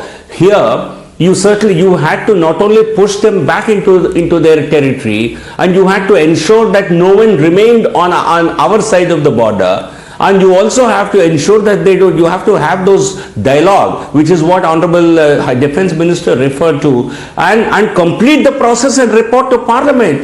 We don't want to create, this is not live reporting, for God's sake. You don't want to report everything live from the border for the media to lap it up or people to know. You need to, this is very sensitive. Let's just leave it at that, because I don't know how many people are going to be convinced, because 9th was when the incident happened, 10th was when the commanders meeting happened, which means everybody had come back and the redressal mechanism had kicked into force. There was still 11th on which date, information could have come in, and 12th when the statement could have been made. But the point has been made by the opposition, and I think on that, they will score a point against you, and they have reasons to do so. But let me get in Abbas Haider, national spokesperson of the Samajwadi Party. I want to ask you, Mr. Abbas Haider, in 2011, it was Netaji, the tall leader who's seen several winters and summers in Parliament, who's a former defence minister, and who told the Manmohan Singh government in 2011, December 4th, that China was glaring at us and was ready to attack. Yet you sat with that government, you didn't question it too much, and 2 years later, Dr. Manmohan Singh even said कि trade तो करना ही पड़ेगा because China के साथ trade करना हमारे लिए जरूरी है, and you accepted that argument. Now what has changed? Just the fact that you are not in power anymore? Because China is the same, the incidents continue to happen, and it's not today that China is ready to attack us the manner in which the opposition has said this. It was ready to attack us even in 2011 as per the quote of Mulayam Singh Yadav ji. So I want to ask you, badla kya? First of all, my tributes to the brave soldiers who lost their life defending the parliament, the sanctity of our parliament on 13th December 2001. And now, Navika ji, first of all, I would like to, differ with both Mr. Jha and Mr. Narasimhan. This is not the time to, to do whataboutery about each other. The most unfortunate thing today I heard from the Home Minister was to, say something about a political party and a political leader. At this time, I strongly stand with my government, with the soldiers who are fighting the Chinese at the Indo-China border in Tawang. Now, it is the responsibility of the government to form a consensus among the political parties, and they should, it's time we should boost the morale of our soldiers. I think right now the Chinese intelligence agency, they might be monitoring all the news channels, so we should give them a strong message. We are actually united on this issue, despite we might have differences on domestic issues, but on this issue we are united. We are against the Chinese aggression, because the aggression is from Chinese side, not from our side, and our soldiers have fought them with bravery, with valor, even at a place where firearms are not allowed. So I think it's not the time of whataboutery, who has done what. It is now the responsibility of the government to take entire citizen of this country into confidence, every political party, and I think this is an issue of national security. All the citizen and all the political party will come to a consensus despite their differences if such a sensitive issue is on the table. Now, I would not say about Lalak or Chapat in Sina. This is not the time to talk about that. Maybe you can do it later on. But right now, I think what you said about Netaji, so Netaji's statement, Netaji's advice should be taken by the current government. I mean, see, this is what I am trying to say.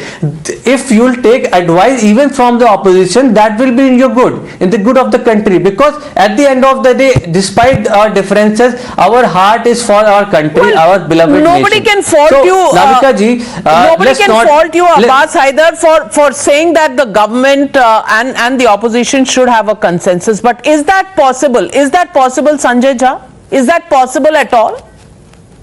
Well, Navika, let me tell you this, that it is the government's responsibility to integrate and basically engage with the opposition. Because you are empowered, you have the information, you have the resources, and the opposition what will the opposition do, Navika? I don't understand, why does the BJP become so paranoid and so insecure about making a public disclosure on a matter that concerns every citizen of this country? And every politician from every party is representing a constituency with varied interests. So all Mr. Narasimha Rao has to do is to talk to his Prime Minister and engage more actively. What do you mean by talk to his Prime Minister? Isn't he yours as well? No, I'm talking about the fact that the BJP has access to him, right? And I think the important point is that this is a demonstration of political leadership. I believe Navika is terribly unfortunate that we are still very petty and parochial, and we still bring in the domestic obsession into matters of foreign policy and national security. And that's happening from the BJP's end and not the Congress's end, Anand Ranganathan? The ball is in the BJP's court. Navika, Sanjay does have a limited point, but can I just say that, just when conscientious laymen Indians like us who love India fore and foremost, about to corner the government and Mr. Rao, somehow because of our hypocritical opposition, Mr. Rao seems to get 100 lifelines. I dare say, if KBC was being run, Mr. Rao would be winning all the time. Kabhi phone a friend, kabhi 50-50. So he has absolutely demolished the Congress, and rightly so. He has exposed the hypocrisy. But we as Indians, we demand the answer to a very simple question that I asked. Why is our trade with China keeping on increasing even after Galwan, when China killed our soldiers, while at the same time, after Pulwama, when Pakistan killed our soldiers, we stopped our trade with Pakistan. Question and rhetoric apart. Rhetoric में आप कहिए हम खदेड़ देंगे, मार देंगे, हम snub कर देंगे, all that is fine. But why is our trade growing? And just blacking out some Chinese apps, is that enough?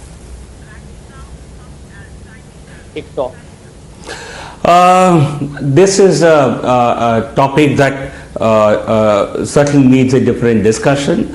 But let me tell you, the whole trade is so integrated. We cannot certainly stop our supply lines. A lot of industry here will blank out. If you say no, I want to reduce my imports, so we put a ban on imports. If you put a ban on imports, it will come down. Can I just complete? Can I please make my point? Let's say your bulk. You see, even during the COVID, all this became very evident, and a number of industries are actually dependent on China for their raw materials. So they will, if I say you stop importing your GVL Narasimha Rao, the question is in 3 years can't we find out alternative suppliers? In 3 years can't we find out alternative suppliers is the question being asked. And Riju Datta.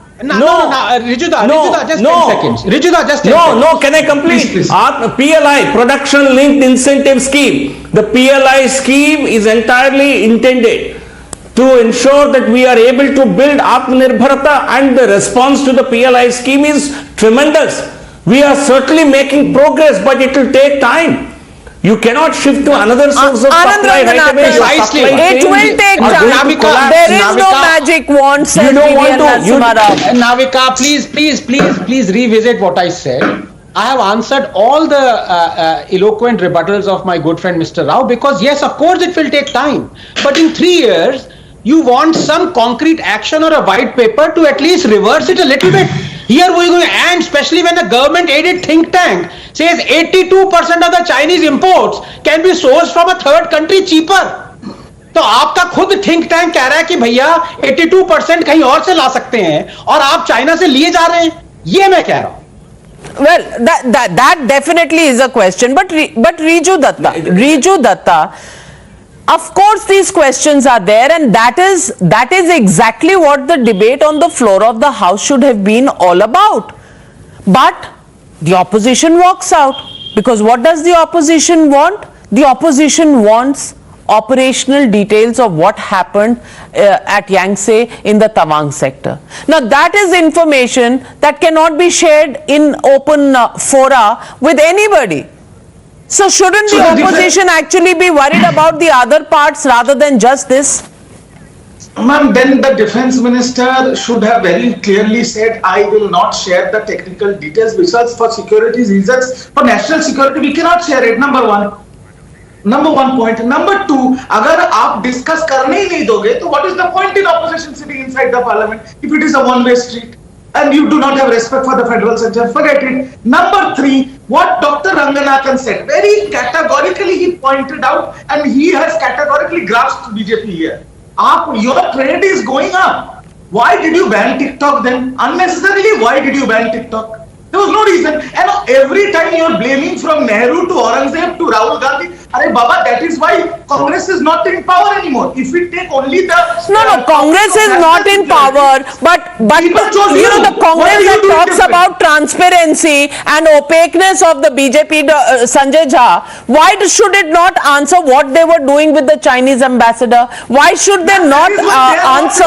Why should they not answer what are the details of their MOU? Why should they not answer what was the reason for the donations into the Rajiv Gandhi Foundation? Navika, very short answer. No, 1 minute. Riju, just 1 minute. Navika, I think the Congress party today answered all these very, in my opinion, bizarre, outrageous allegations by the BJP. I think a very comprehensive rebuttal has already been given to Mr. Rao. In fact, Mr. Rao should wonder why is he not responding to the questions asked of the BJP about who funded you. You also have a lot of links with the Chinese. You haven't explained that at all. But I don't think I would like to reduce this debate to such trivialities. I believe both the Congress and the BJP are patriotic, understand India's territorial integrity. The question is, we have a different strategy for reaching our own, kind of diplomatic ends. But today, the BJP's biggest problem is its inability to actually shepherd its role as the government in power. If you do not engage with the opposition, then this is what is going to happen. And I think ultimately it's the citizens of India who remain in the dark. Well, if wishes were horses, Dr. Jha, maybe people of India are expecting, that the Congress is a better party in handling all of this after all that it has given away in terms of opportunities of solving the China crisis. But Kalimul Saab, सवाल ये है कि आपने तो इसको competition बना दिया है. सबसे बड़ा पेट्रियट कौन? आप कह रहे हैं कि ओवैसी साहब है. कांग्रेस हो नहीं सकती, बीजेपी है नहीं. 2014 से पहले मोदी जी कहते थे कि चाइना को लाल आंखें दिखानी चाहिए. अब वो मोदी जी लाल आंखें क्यों नहीं दिखा रहे? और जिस जिंगवेज में पूरी बीजेपी जी रही है 56 इंच की छाती के साथ, तो वो चाइना का नाम आते ही वो सुकड़ क्यों जा रही है? तीसरी बात, चाइना के नाम पर देखिए, हमारे जो फेलो पैनलिस्ट हैं उन्होंने बहुत अच्छी बात कही. एक तो बहुत ही जबरदस्त बात ये कही कि भाई आपकी जो ट्रेड भी ग्रो कर रही है, आपका जो इंफॉर्मेशन है वो भी आप लीक कर रहे हैं, मीडिया लीक कर रही है. तो ये वीक लीडरशिप नहीं है तो और क्या है? ओके, यही बात बताना चाहते हैं. GVL Narasimha Rao, respond. 45 seconds to you. 45 seconds to you, GVL Narasimha Rao, and last word to Anand Ranganathan. Yes. GVL.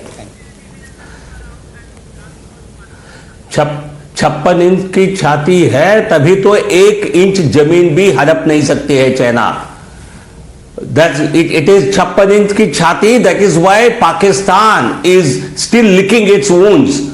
Pakistan is not able to disturb India even once. Whereas during the Congress there were hundreds of terror incidents. Every city of this country, including Mumbai, Hyderabad, every city in this country. मैं बता रहा हूँ, China ही 1 inch जमीन नहीं ले पा रही है. कांग्रेस होती तो हजारों स्क्वायर किलोमीटर ले जाती. 1000 किलोमीटर. तो यही लाल आंख है और क्या है? 1000 किलो यही लाल आंख है. और 56 सुन लीजिए. Well, I'm out of time. I'm out of time. The question is, Dr. Anand Ranganathan. China's stated policy was not to build infrastructure or roads in the areas that had India's border with China. Navika, we on the other hand now have 2,000 plus kilometers of roads that have been built in the last 8 years. Navika, and I'm the first person to congratulate. You see, the problem is that the UPA did so many things wrong. That is why it was voted out. Now there's no point recounting them, just other than expose the hypocrisy. But मैं हफीज साहब से एक सवाल पूछना चाहता हूँ. भाई साहब, थैंक यू वेरी मच, आपने मेरे को कमेंट किया. मैं भी आपको कॉम्प्लीमेंट करना चाहता हूँ, लेकिन आप एक छोटा सा सवाल बता दीजिए कि चाइना ने अपने कंसंट्रेशन कैंप्स में 1.5 मिलियन उइगर मुस्लिम्स को ट्रैप करके रखा हुआ है, उनको पोर्क खिला रहे हैं. आज तक ओवैसी साहब ने इसको एक बार भी कंडेम क्यों नहीं किया है, ये बताइए. Anand, has the government of India condemned the देखिए, attempt to कम से कम 100 बार कंडेम किया है. वो आपने देखा नहीं है, आपके सामने से नहीं गुजरा होगा. देखिए, चाइना ही नहीं, दुनिया में जहां भी कहीं माइनॉरिटीज के साथ जुल्म होगा, हम उसके खिलाफ आवाज उठाएंगे. अरे हम तो अपनी सरकार के खिलाफ उठाते हैं. हम तो 56 इंच के सीने के खिलाफ आवाज उठाते हैं साहब, जिनके शासन में हम रहते हैं. चाइना की क्या हैसियत है? इसलिए आप हमारी उस पर बात मत करिए. सवाल यह है कि इस वक्त हमने मोदी जी को, सरकार को चिताया है कि आप डरिए नहीं, हमारी सेना बहादुर है, मुकाबला करेगी और बॉर्डर को पीछे छोड़ के. Has the last word been said on India's face-off with China? Certainly not. Is the opposition upping the ante? Will the government come in with more information, because transparency is what the opposition is demanding? Is it in its right to do so? That's a question we are asking. Thank you very much to all my panelists for joining me on the debate tonight, and breaking news coming in on the other side. Ladies and gentlemen, with Karnataka polls inching closer, the headache for the Congress party is increasing and reaches Delhi as both DK Shivkumar and Siddaramaiah refuse to blink, and both claim to be chief ministerial hopefuls in the upcoming polls in Karnataka. The crisis has now reached Delhi, and the Congress leadership was in a huddle last night. Yesterday, the Congress National President Mallikarjun Kharge held a meeting with Karnataka leaders along with the election strategist Sunil Kanugolu. My colleague Madhav Das Gopalakrishnan joins me live. Madhav, what are the details of the meeting? And वो कहते हैं ना कि अभी तो गांव बसा नहीं और लूटने वाले आ गए. So Karnataka polls around the corner and Congress troubles begin. Well, the faction-rated Congress unit of of Karnataka Congress is, it has its own troubles, Navika, as we very well know. And in fact, DK Shivkumar and Siddaramaiah have been camping for the second successive day. They've had different meetings, and yesterday was the first attempt at trying to break down the differences between the two. Mallikarjun Kharge clearly has his task cut out, because with less than 5 months to go for polls in Karnataka, he will want to ensure that everyone in the party puts their best foot forward. Unfortunately, when it comes to Siddaramaiah and DK Shivkumar, there have been many episodes where they have been at variance, whether it is a public celebration of birthdays, whether it's support to their controversial candidates who are their supporters. All of these have been playing out in the public domain. There have been several such instances that really the dirty linen has been washed in public. The Congress would certainly want that that does not happen, but will they ultimately go with the experienced administrator in Siddaramaiah, who comes from the numerically smaller but perhaps as a face a more acceptable and a more experienced face as far as the Congress is concerned? Or will they go with DK Shivkumar, somebody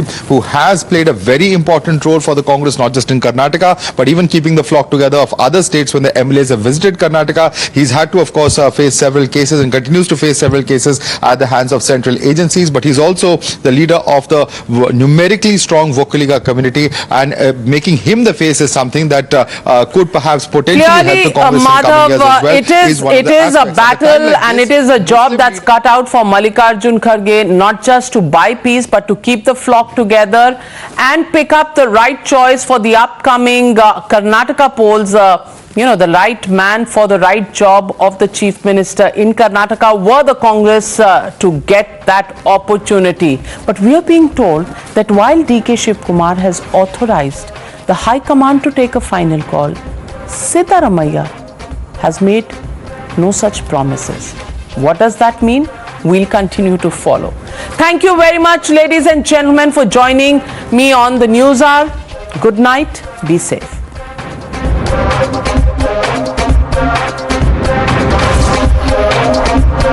You were watching the News Hour at 9. Stay tuned.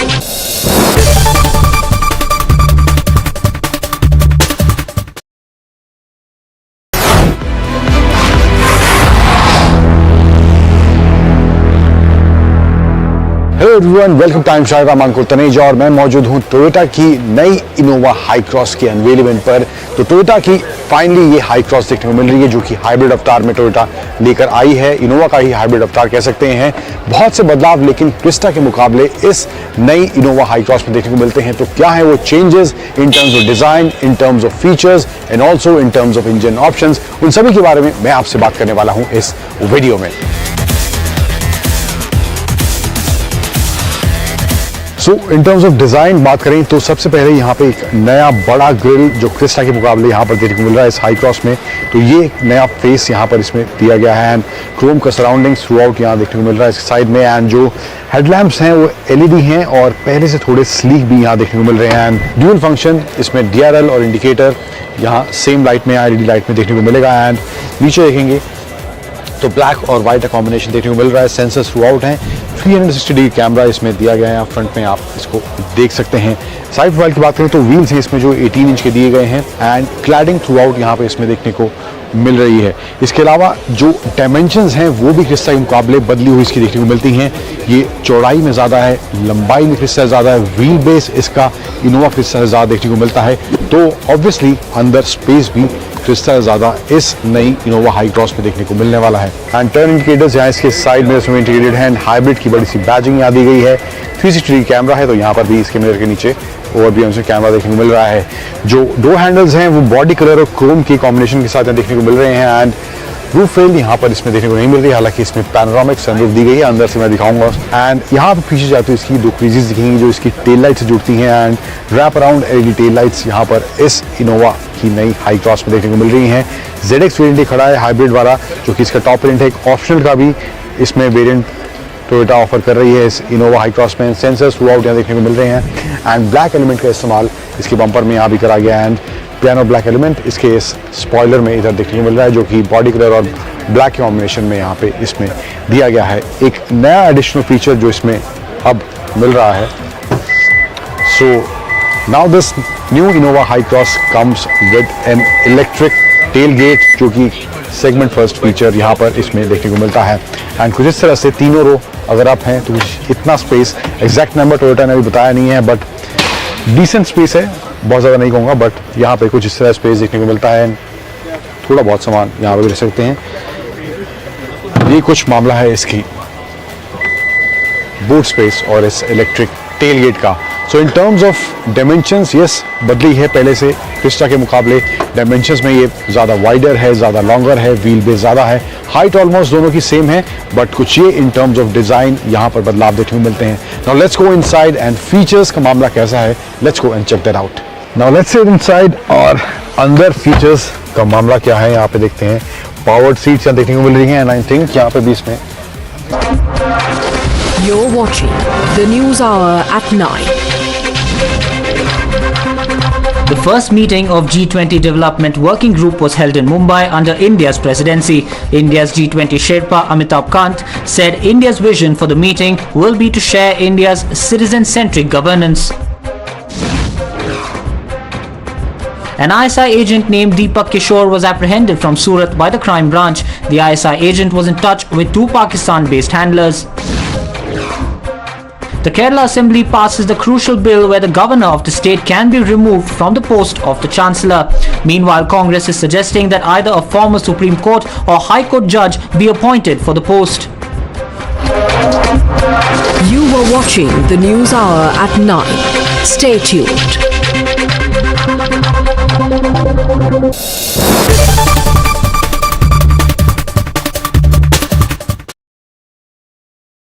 हाल ही में हमने उबर का एक event attend किया था जहां पर हमें बातचीत करने का मौका मिला सूरज नायर से जो कि है सेफ्टी ऑपरेशंस के head at Uber India as well as South Asia. हमने पूछे उनसे कई सवाल, आइए देखते हैं इस वीडियो में।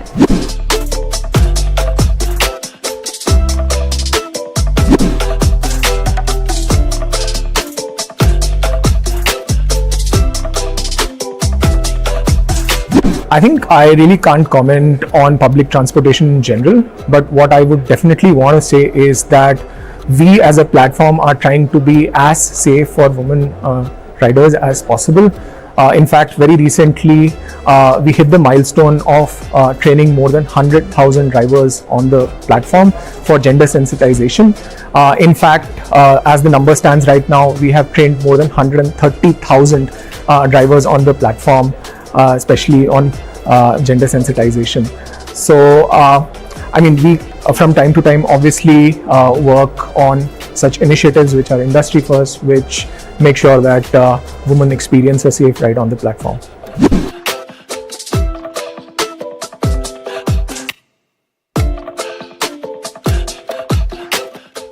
I think we definitely want to encourage more and more women drivers on the platform. In fact, in the US, we recently launched a product called Women Rider Preferred, wherein our women drivers will get the option to be paired only with women riders, and that's something which we believe is going to be very empowering for our women drivers to feel safe on the platform, especially if they're taking, let's say, nighttime trips, etc. So that's something which we are evaluating for our market, and which we would definitely want to see if we can launch it here for India. And yeah, we are partnering with multiple organizations to get more and more women drivers on the platform, and something which we constantly endeavor towards.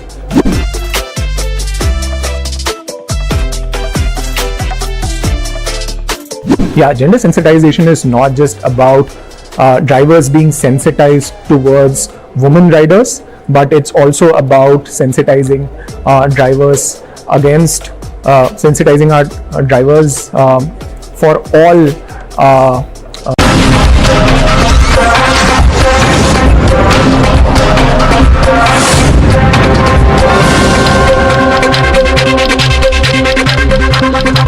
Good evening and welcome. You're watching the Newshour Agenda. I'm Padmaja Joshi.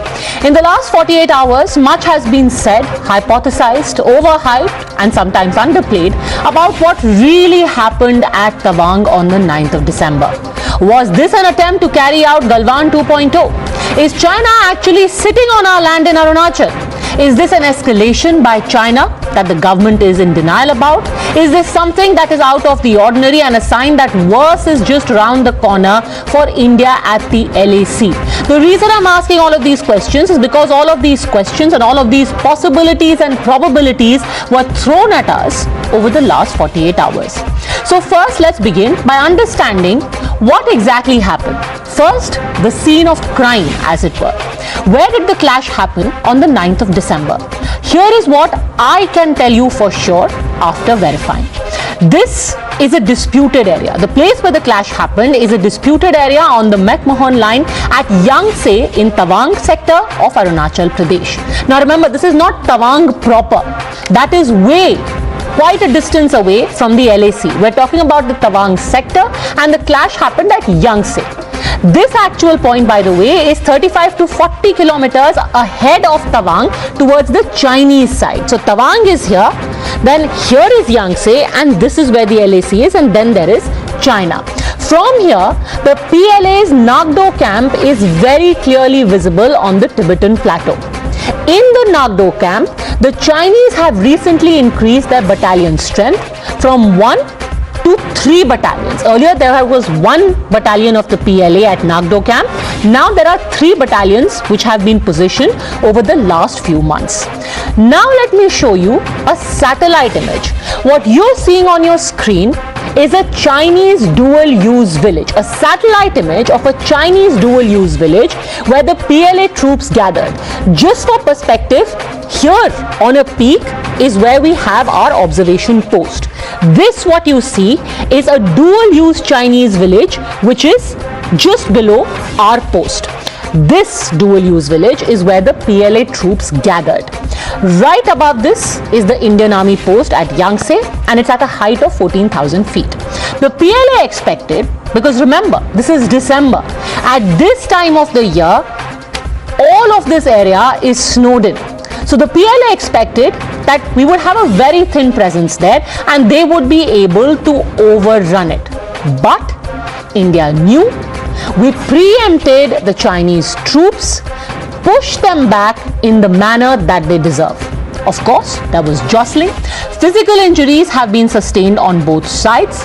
The number that I can confirm is 6 injuries on our side who are being treated in Guwahati and at least 30 injuries on the Chinese side. But the PLA troops were decisively pushed back. And that is exactly what the Defence Minister of India today reiterated in his statement inside Parliament. China के इस प्रयास का हमारी सेना ने दृढ़ता के साथ सामना किया है अध्यक्ष महोदय, और इस फेस ऑफ में हाथापाई भी हुई है। भारतीय सेना ने बहादुरी से पीएलए को हमारी टेरिटरी में अतिक्रमण करने से रोका और उन्हें उनकी पोस्ट पर वापस जाने के लिए मजबूर कर दिया अध्यक्ष महोदय, कि हमारे किसी भी सैनिक की न तो मृत्यु हुई है और न ही कोई गंभीर रूप से घायल हुआ है। जब तक भारतीय जनता पार्टी की मोदी सरकार चल रही है, 1 इंच जमीन पर भी कोई कब्जा नहीं कर सकता। कल अपने सेना के जवानों ने जो 8 की देर रात को और 9 की सुबह को जो वीरता दिखाई है, मैं इसकी बुरी प्रशंसा करता हूं। इन्होंने घुसे हुए सभी लोगों को कुछ ही घंटों में वापस खदेड़ दिया और हमारी भूमि का रक्षण किया है। But statements by the Indian government clearly did not find many takers, from alleging that China has invaded India in Arunachal and the Modi government is remaining in denial, to insisted that China, even as we speak, is squatting on Indian land in Arunachal Pradesh. Cynics were convinced that the end is near. Some even insisted that if matters have to be rescued, if India has to get its land back, expeditiously an all-party delegation of our opposition should be dispatched to ensure that things were brought under control. Of course, our army or the air force, they are very strong. You know, they are capable of handling these things. But there should be political backing and political will and vigilance.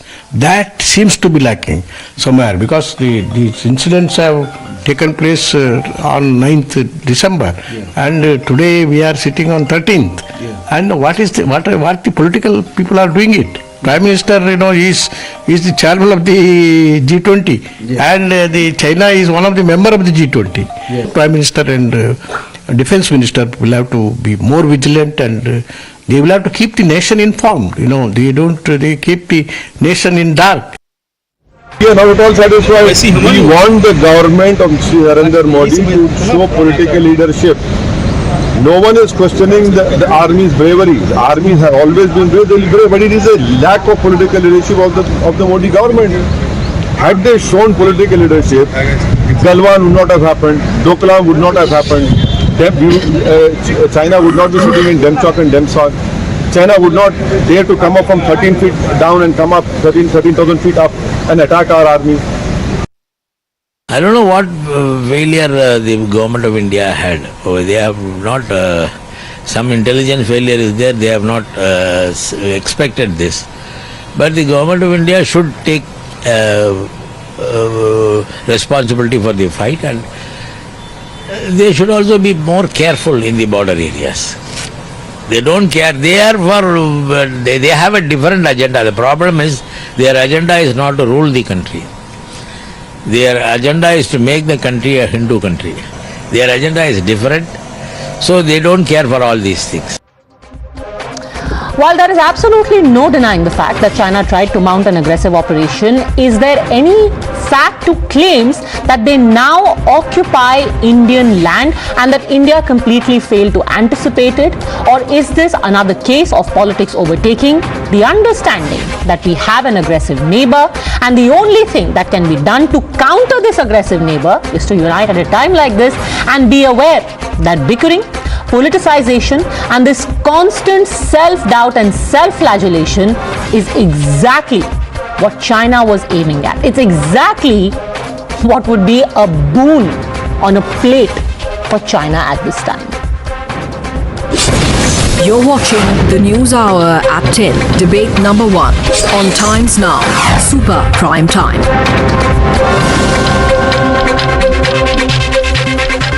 All right, joining us on the debate, Sanju Verma, National Spokesperson of the BJP, Major General Dhruv Katoch, Director at India Foundation, Vivek Srivastav, Tehseen Poonawala, both political analysts. And my first question is to Bishwajit Deb, Spokesperson of the Trinamool Congress. Sir, I want to ask you about a claim that was made today by many politicians who said that Indian land has been occupied by China in Arunachal. Just curious, what is the source of this information?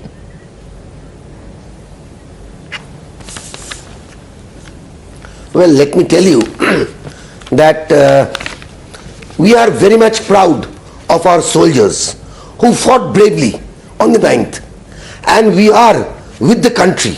That has been categorically stated by our leader Mamata Banerjee, that so far as the national security is concerned, we are always with the country, we are always with the government.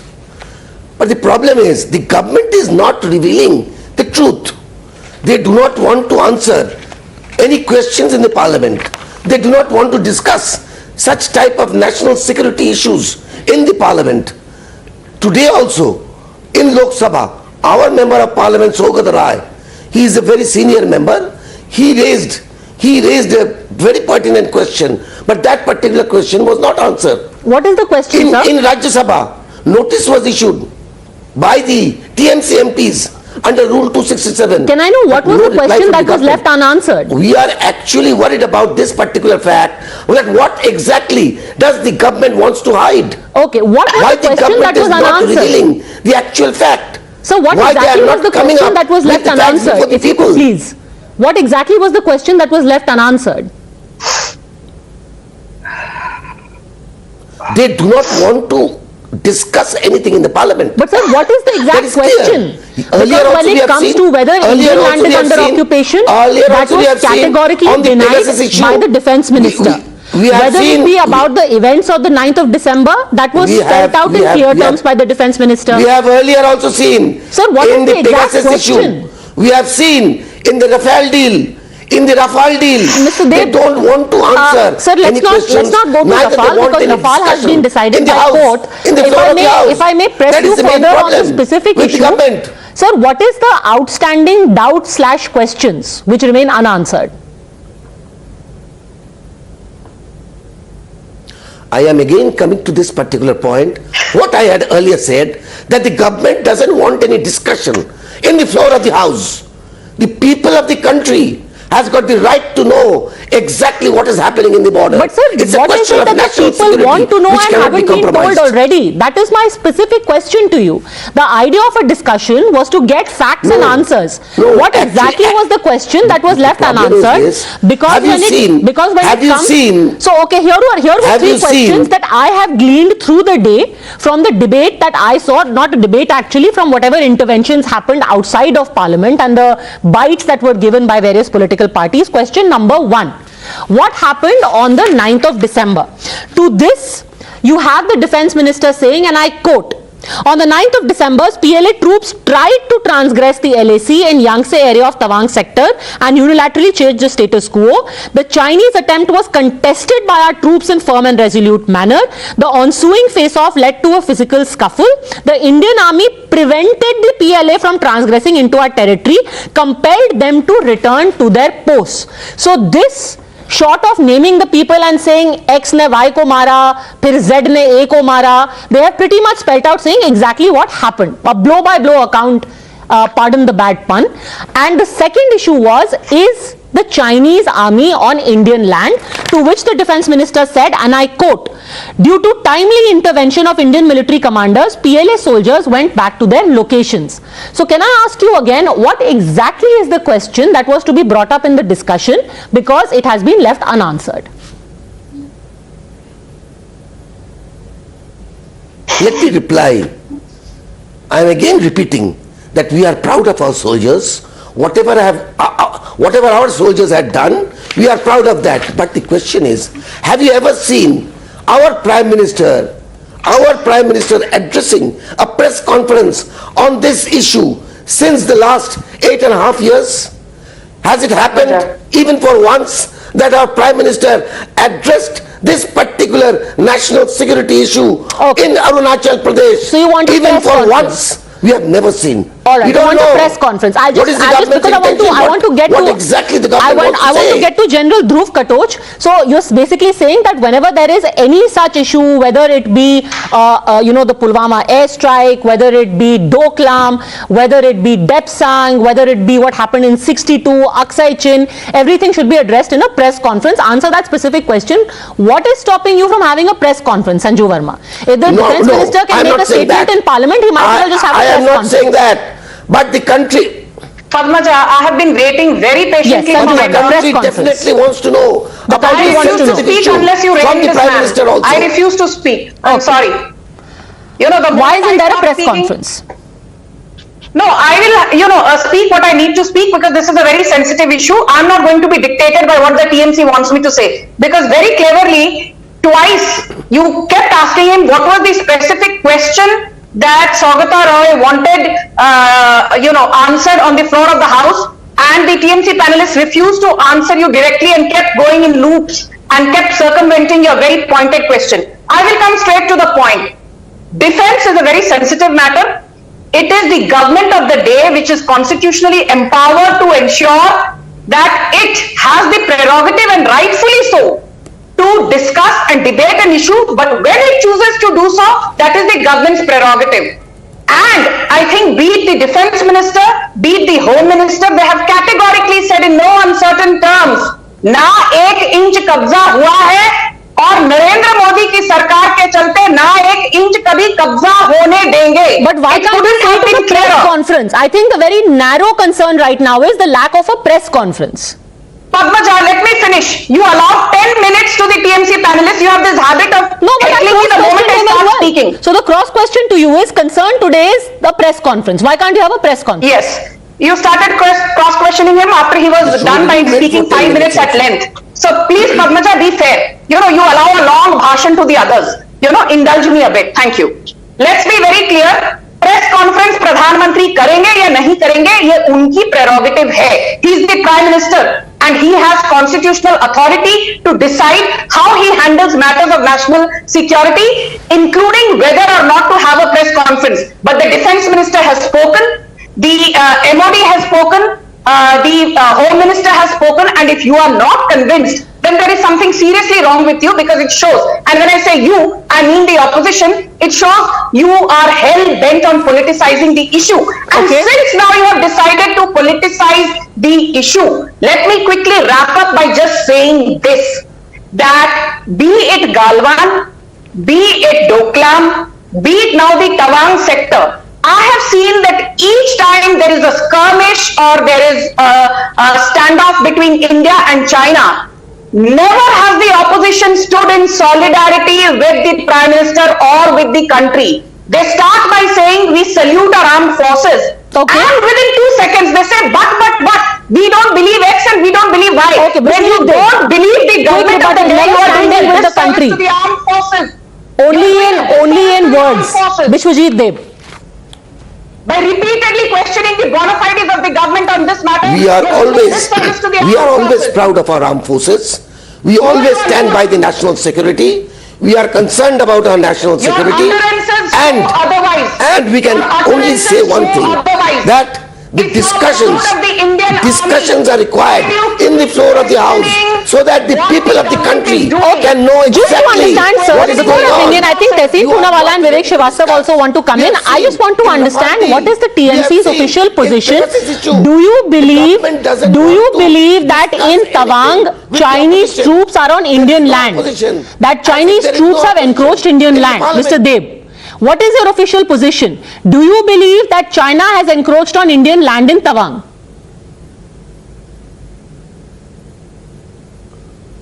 I am again repeating that we are very much proud of whatever so thank you for that, but do you believe that Chinese troops are on Indian land and that they have been pushed back? Do you believe there was an intelligence failure, or that there was an intelligence awareness, which is why they were preempted? It is the entire credit goes to our soldiers who fought. So General Dhruv Katoch, essentially from what I have gathered is, the problem here is, why not have a little chat about it? What I can say is this, that the people of the country everyone will be at ease. Right. Just like we've had a little chat always, on what's going on in Aksai Chin, what happened in 62, what happened in Doklam. As if there is no opposition. It's always healthy to have a conversation about these things. General Katoch. Thank you, Padmaja. Padmaja, I just want to make a few things very clear because I have commanded the division here and I know this area very well. Now, when you look at, from the Tri-Junction up to Yangtze, it's a distance of about 35 to 40 kilometers. And when we go further east from Yangtze, it is a totally glaciated area where for another about 100 kilometers there are no troops at all. So this Yangtze is the extreme flank. This is one. Now, as far as the Tawang sector is concerned, it is the most secure sector as far as India is concerned. The most heavily guarded, the most secure, and for most of the border, it is very well, the LAC is very well defined. Except for Yangtze at one or two points where there may be some perceptual differences, there is no problem in the rest of the area. Now in Yangtze, we occupy the heights as far as the army is concerned, and as and when we see any Chinese patrol coming up, our own troops go down and they confront them, and generally at that point of time both sides go back. This time I think the Chinese had a they had different thoughts on the subject. They thought that the Indian army has actually left those posts because of the winter. Sometimes you leave some posts in winter because of the bad weather, etc. And they thought they could occupy it, so they came in for a rude shock and they were sent back again. Now this is actually what the ground reality is. So, but if you're saying there's a rude shock, why are we being told about an intelligence failure? Because today the argument was that India was caught napping and China transgressed. No, firstly, nobody has been caught napping in this sector. I know this area very, very well. We knew exactly what was happening and the troops responded accordingly. I want to make very much, in this entire LAC, it is only the army which is deployed. There are no villages there, there are no civilians there. So if anything goes wrong, it is not the opposition or the government or anybody else in India which is responsible. It is people like me who have been mandated to defend that area and guard it. So it is the complete responsibility of the army. And if you think that the army has not done their job well, then please say so. Right? I've got no problems with that. Then you can tell me that, okay, General, you are commanding this division, why the hell haven't you done your job? I'll answer them. But in this particular case, I think this entire area is very well defended. It is monitored on a daily basis, on a every minute-to-minute basis. We know what is happening there. It is the most sensitive sector for India. And in my view, for China to attempt anything in the Tawang sector was sheer suicide. So aside of the very fallacious comparisons that are being made to Galwan, here is what Tehseen Poonawala, Lieutenant General Abhay Krishna, who's been our Eastern Army commander, has also written, and I quote, "There are 8 major points along the LAC covering Arunachal Pradesh where perception of LAC differs between India and China. The PLA, while patrolling on and off, keep attempting to get into these areas to mark their presence and reinforce their perception. Such skirmishes therefore keep taking place between patrolling parties. In fact, Tehseen Poonawala, I spoke to officers who have been in Arunachal who said perhaps the most aggressive posture taken by the Chinese was in 2008 when the Dalai Lama made a very rare visit to Tawang. So was that also then, लाल आंख नहीं दिखाई 2008 में, was that a failure of intelligence? This is something that the Chinese do because they are Chinese." Good evening, Padmaja. Thank you so much for having me on your show. And at the onset, I want to thank Major General Dhruv Katoch for the services he's rendered to us. It is because of veterans like him that we are safe and secure. So thank you, sir, for your services. Padmaja, like you and the retired general rightly said, that Tawang is extremely important strategically to India. And China has been eyeing this since some time. It's important because China does not want any future Dalai Lama to be associated with the birthplace of the 6th Dalai Lama, which was Tawang, and there is a historical reason for this. I won't take your show to go into those details. That is, people can read up on that. Therefore, as the General rightly said, General Katoch rightly said, India's occupying heights at Tawang at the Hatungla Ridge, and this happened during Operation Falcon, followed by Operation Checkered Board. And Padmaja, for those who are interested in military history, and I know for one you are because you're one of the most well-read journalists in that, Operation Checkered Board was India's success story, as was our Operation Falcon. We put our soldiers on heights, we occupied Tawang, and as the General rightly said, every time China tried to intrude, our soldiers had the height advantage and we sent China back. In fact, during Operation Checkered Board, the Western world thought India and China will go into war. It was predicted. China had to backtrack. This was the second defeat China had after 67-68 with Nathula and Chola, where China lost the war to India. So one, gratitude to our service, to our soldiers for their valor. They keep protecting us. I think the question that the opposition is very legitimately raising is only this. These clashes took place on the 9th of December. So there are two parts. A, when they took place on the 9th, what was the Honorable Prime Minister celebrating until the 12th? Because the Prime Minister was continuously in celebrations. That's one, that's a political question. The second question that the opposition is raising, when these clashes took place on the 9th of December, why wasn't Parliament informed? Now Padmaja, you remember, and you've covered Parliament and you cover both the opposition and the government, 600 odd intrusions during UPA time, 1200 odd during NDA time. So essentially, every time there was any intrusion or clashes during the UPA time, Padmaja, I'll just take 30 seconds. Just 30 seconds, one, I'll end. I don't have anything more to say. Just 30 seconds, I plead with you. Every time Sushma ji or the late Arun ji asked the UPA government to answer, they would answer on the floor of the House. Okay, so basically your question is, after the press conference, why was the Parliament not informed in time? Even if the Honorable, very humbly, one more thing, let Sanju Verma respond, although I have to say, just a second. 10 seconds, just 10 seconds. Just 10 seconds. Okay, 10 seconds, please. 10 seconds. 10 seconds. Even if the Honorable Prime Minister thought not prudent to inform Parliament on 9th or 10th because they were still going to get information, the NSA and the Defence Minister could have called up opposition leaders on a secret call. You know that happens, and tell them this is what happened. Why was the real-time information not relayed, Sanju Today when Verma? the Honorable Defence Minister was speaking, real-time information should have been relayed. Today, and one last thing, and today when the Honorable Defence Real-time information. Please let Sanju Verma respond. Sanju Verma, real-time information not given. Today, just one last line and I'm ending. One last line and I'll end.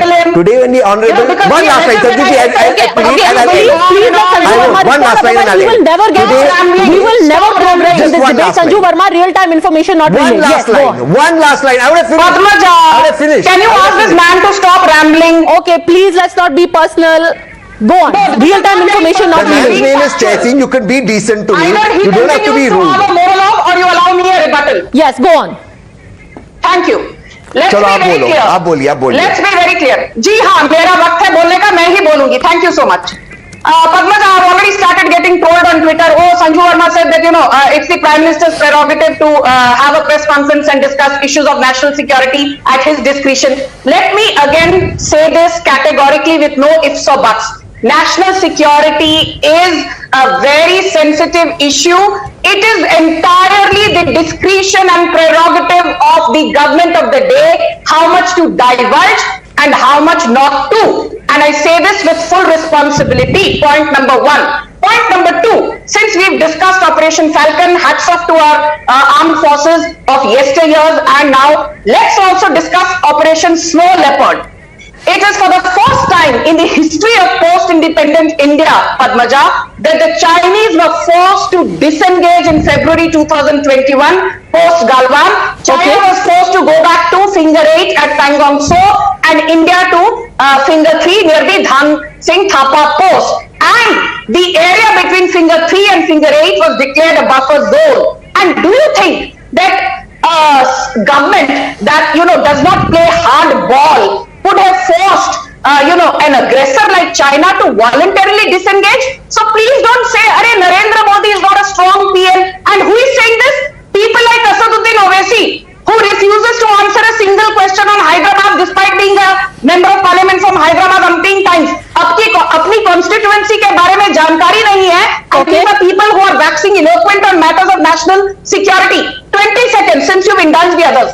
Coming to the Congress party. We are going to answer what needs to be answered. Amit Shah has made that very clear. But pray tell us, and I, direct this question to the Congress party. between 2005 and 2007, flouting every rule in the rule book. Why did the Congress accept donation of 1.3? We are not going to go in that direction because we are going to keep it to strategy and what happened vis-a-vis the armed forces. Let's not go into the Rajiv Gandhi Foundation, please. That's a debate for another day and it has been debated. Vivek Srivastava, Sanju Verma says it's a prerogative of the government how much information to put out on a sensitive topic, and they have done that. Point number one. Point number two, how can you talk about an intelligence failure when literally, and this has been borne out, the Chinese aggression was anticipated and pushed back. If intelligence failed, how did you know that they were coming and push them back? Right. Now, yes. Yeah, I request you to give me one complete minute. You are coming to me after 25-26 minutes please of the debate. So please don't interrupt. Now, first thing first, why do we have so many aggressions in the first place? I mean, I'm not going to repeat the points which my friend from TMC and Tehseen have already made. Let's discuss something new and something different. Why are we having so many aggressions? Are the Chinese not scared of you? Do they feel that you're not strong enough? And let me inform you what the American ambassador just said. We had a military exercise jointly with the Americans, the United States, in Oli, in Uttarakhand, 100 kilometers away from the line of actual control. Okay? And when the Chinese objected to it, the American ambassador, at the cost of Indian and the Chinese peace, says it is none of your business. So are we going to be the next Ukraine? The Americans dished the Ukrainians and the Americans are what going did to you dish the expect Indians America also. to do and say that this was uncalled for? Let me complete. Sir, you really have a talent for looking for a cloud in a silver lining. So America basically told China to get lost and said we are going to stand by India because this is their land, and you're saying, oh, this is also negative. No, listen to me. Can I speak? Thank you.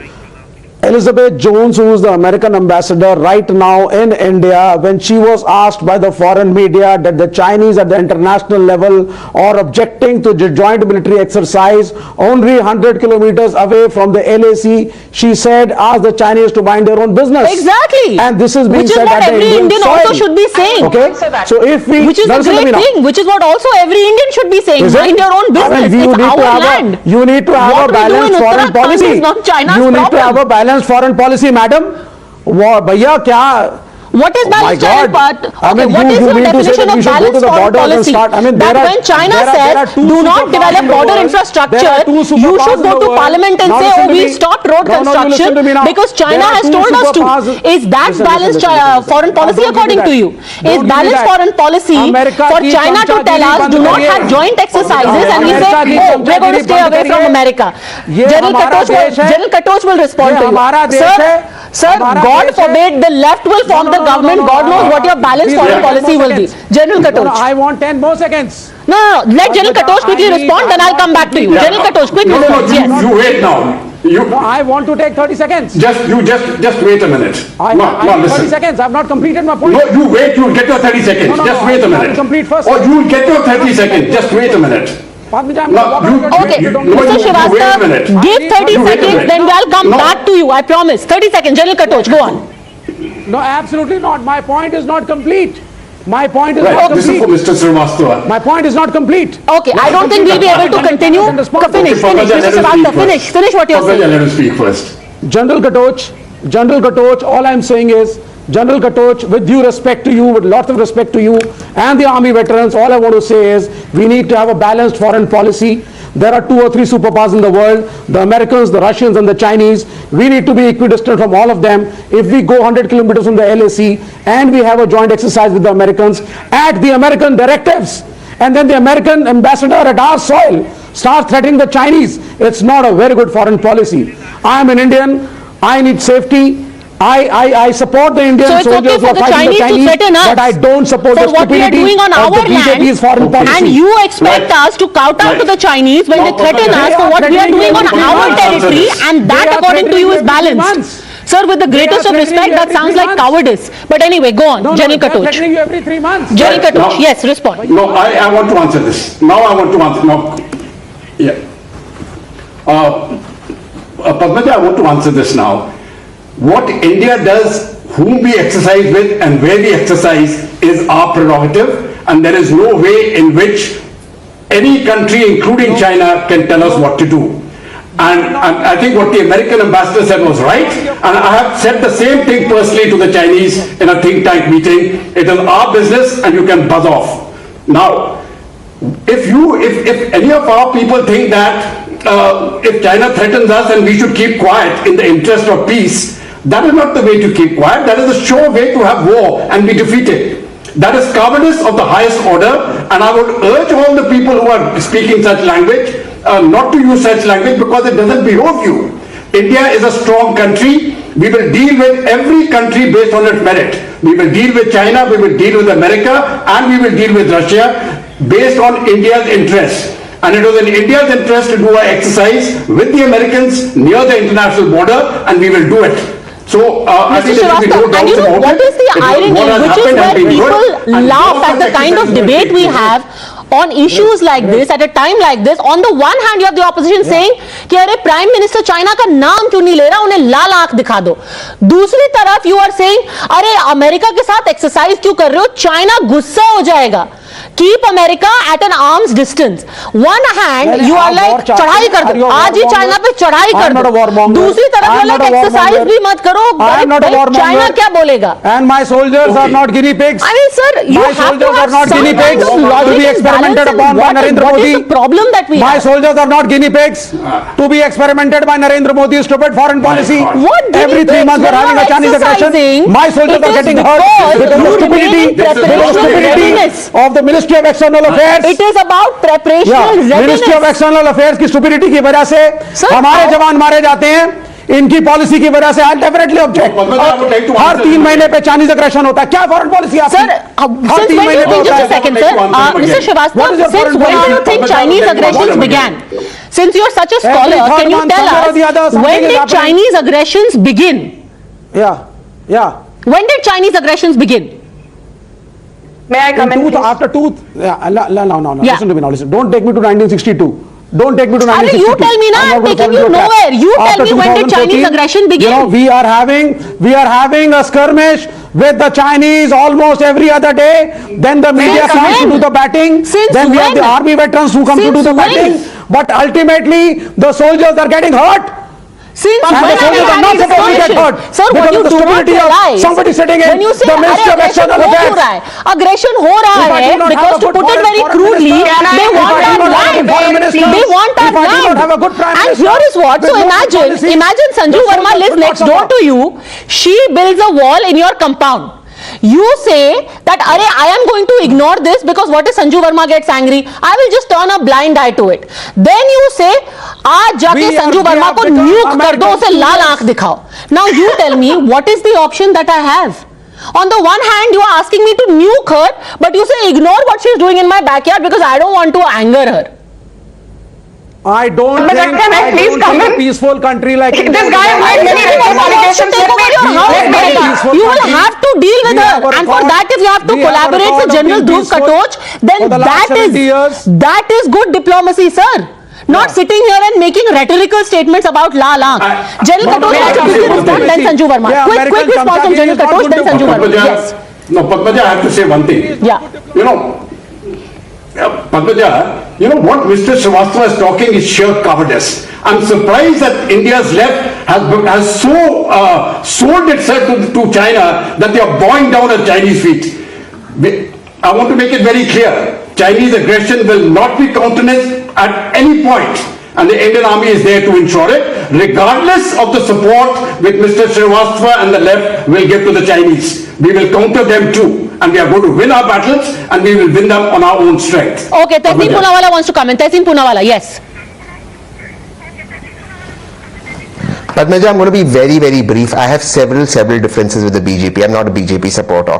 But the exercises with the United States of America were the right thing to do. UPS had earlier at different locations. BJP did it. This is continuation of foreign policy. And exercises with any country is not decided by foreign or external affairs. It's decided by the military leadership taking into consideration the strategic interests of the country. So please, let's not bring down a debate into such levels where we cannot hold the government accountable because we come up with such statements that actually make people. So please, I'm sorry, I have several differences with BJP, but this is not right. Thank you for talking sense. Sanju Verma. Thank you. Padmaja, now I don't want to be interrupted because there have been a whole host of reckless allegations. And with, no offense to none, you are quick to tick me off. Let's not get personal. I take strong objection and you did not counter him. Strong objection to Vivek Srivastava's defamatory statement saying the stupidity of the External Affairs Ministry. Please show some sensitivity when you're in a debate. When you're running down the External Affairs Ministry, you're running down your own country. Shame on you. Now let me come to the moot point. Padmaja, I refuse to debate if you can't rein this man. Okay, please. Final word, Sanju Verma. Final word, please. Let her complete. Go on. There is a very interesting question that somebody asked. Why do we keep having these transgressions? We keep having these transgressions because while India still believes in the sanctity of the McMahon line, China has never believed in it. After that, in 1993, 1996 and 2005 and even in 2013, we had various CBMs, confidence building measures, which was signed with the Chinese. Where we said we will always exercise restraint from both sides. We will try not to transgress into each other's area in terms of the line of actual control. But we failed in one major area, and I want your audience to know this.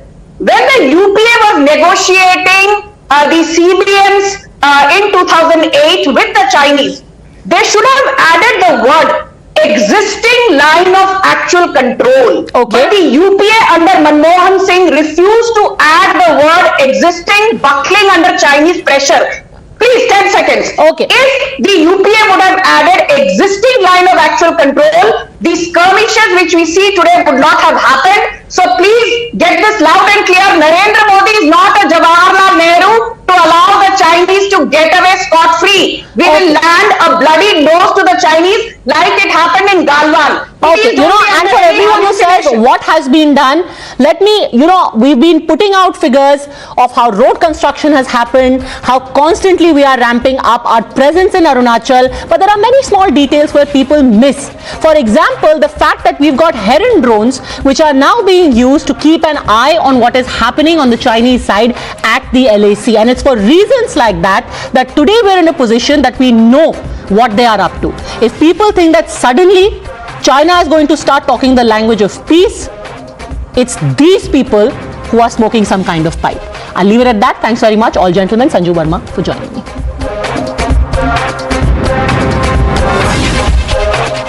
Tamil Nadu is all set to get a new minister tomorrow, not just any other leader. Chief Minister MK Stalin's son, Udayanidhi Stalin, he will take oath at 9:30 a.m., which is a very auspicious hour, and he's likely to be given charge of the sports ministry. Udayanidhi is a movie star, boss of one of the biggest film companies in the south, and a first-time MLA, but is his only credential for his ascension to his father's cabinet, his lineage. At least that's the charge that's being made. என்னுடைய மகனாக இருந்தாலும் சரி, என்னுடைய மருமகனாக இருந்தாலும் சரி, அல்லது எங்கள் வீட்டில் இருக்கக்கூடிய யாராக இருந்தாலும் அரசியலுக்கு வருவதற்கான வாய்ப்புகள் இல்லை என்பதை நான் அழுத்த நிறுத்தமாக தெரிவித்துக் கொள்கிறேன். You're watching the News Hour at 10, debate number 2 on Times Now, Super Prime Time.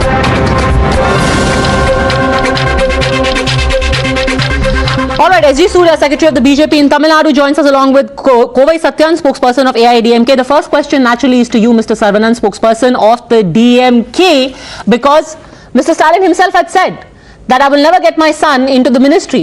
What changed? That was in 2016 when Mr. Udayanidhi Stalin wanted to enter politics, and he ran a stellar campaign in 2019 and 2021. And he was elected by the people of the triplicate constituency. The DMK was not in power, the ADMK was in power. In spite of all that, he campaigned there for 3-4 days. Still, he had a spectacular victory in triplicate constituency, and the way he is discharging his duties as an MLA is stellar. So that's great, but still, Mr. Stalin, not because of lack of confidence in his son's ability, but because of an ideological commitment or a moral commitment, said, be it my son-in-law, or anyone from my family, they will not enter politics. I say this very firmly. Again, I asked, what changed? That's what I told you, Padmaja. It was in 2016 when our great leader, Dr. Kalanyar, was there. Then, after that, Does it mean that any heir should not have any aspirations? If you say just because someone is his heir for political leader, he should not join politics, then I would call that undemocratic. No, that's not what we are asking. That's what Mr. Stalin himself said, that I don't want my heir. I told you what has changed. Okay, what changed, Kovai Satyan, is it was eye-opening. The performance of Udayanidhi Stalin opened Mr. Stalin's eyes. What? Kovai Satyan. No, we have been saying DMK is all about one family and one family is DMK. Surprising to see that DMK talking about democratic values in the open forum in Times now. Everybody other than the family are dynasty slaves. And that's proven. And we are alleging this in the campaign, and we say one day or other, hey, the Prince Charming will be made as the king. And this is the beginning of it. The first thing was 2019 he was given a post in the party. It is a big joke as a actually, student wing Padmaja. secretary. ADMK And talking about dynastic politics. I don't know how many public gatherings or what was his voice. Let me finish, Saravanan. I know you will be tense. Saravanan, let me finish. I know you will interfere. I know. Let me finish. Have patience to listen. You have more songs to listen. You have more songs to listen, Mr. Saravanan. Listen. People like you will only be dynasty slaves. People and cadres of DMK will only be a dynasty slaves. And nobody can look at the helm of affairs, coming to the helm of affairs like AIDMK. A grassroots worker can become a CM. You are forgetting that your own leader's sons are also in the AIDMK politics. Why do you forget that? They are members of parliament. They are active when you were in government. Now you have a problem with Udayanidhi. Why? Let me give you a small brief, Padmaja. No, let me give you a small brief. Explain about Mrs. V.M. Janaki. He will be at the helm of affairs, running the party as well as the government. His son will be made the head of the party. Sister will be made the deputy central secretary of the party. Son will be now minister. Tomorrow he will become the deputy chief minister, and tomorrow he will take the helm of affairs of the party. Okay. The party helm of affairs is controlled only by the family. Okay. There is a difference between somebody else, an MLA son aspiring to be an MLA or a minister son aspiring to an MLA. Okay, SG Surya, before Mr. Saravanan responds, so what's the big deal? In Tamil Nadu, it's not as if there's anything new about a son taking over the reins of the party or of the government. Who knows? No, I wish I will be given an uninterrupted time of at least 2-3 minutes. Yeah. I have not seen any party in the world that is controlled by a single family for the last 54 years. The same family is controlling one party for 54 years, and they have the audacity to call themselves as the Democratic Party, number one. Number two, a very senior leader of DMK who was very close to Mr. Karunanidhi, in fact a right-hand person, who is currently suspended for not singing peons of the first family, has this to say, Dr. Radha Krishnan. He says, "Oh my dear media friends, what can I say? It is a private limited company. They are entitled to do whatever they want. It is their family, their business. They want only people who can sing peons to the leadership. They will forget those stayed with the party through tough times. This is how the party is." Remember, this is the words of the very senior leader who was the right-hand man of Mr. Karunanidhi. Secondly, there are more seniors in the party who are 5-term MLAs, 4-term MLAs, who are MLAs from 1989. They have not made ministers, but today Udayanidhi is made minister. There comes the questions of seniority, how the seniors are respected within their own party. Let me correct that constitutionally, legally, we have nothing to say about his swearing in as the chief minister or the minister. Okay. But in 2021, after winning the election, Udayanidhi Stalin in an interview says he will not become the minister because there are so many seniors waiting to become ministers. I am asking what has changed in 1 year that he is now becoming the minister. But Mr. Saravanan is already answering. It is the people's will. The party cadre want him to become minister.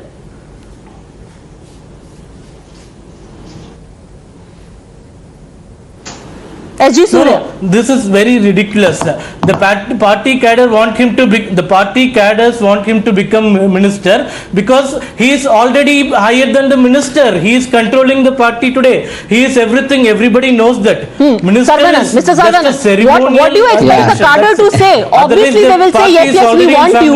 Because if you say no, we don't, then there will be no party that they'll be in. They'll be kicked out. They will be partyless. See, Padmaja, we are not in an autocratic institution. We are in a democracy. In a democracy, suns won't shine unless people elect them.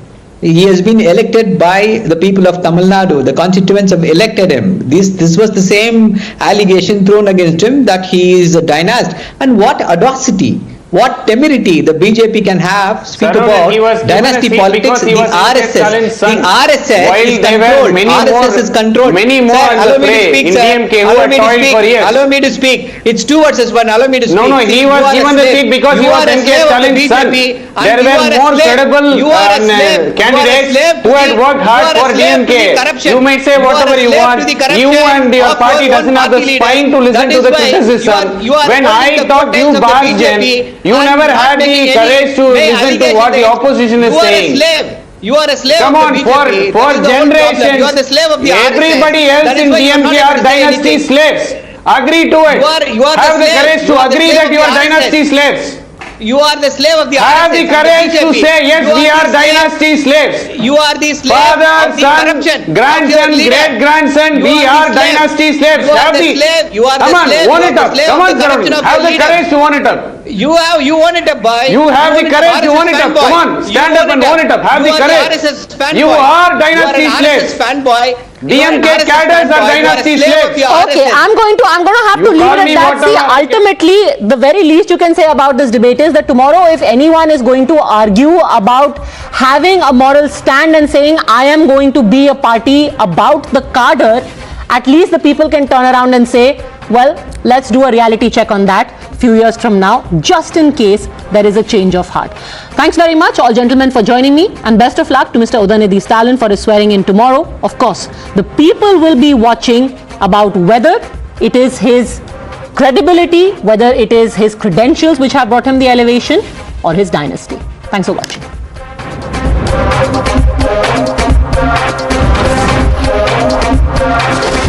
The News Hour at 10 will be right back after the break.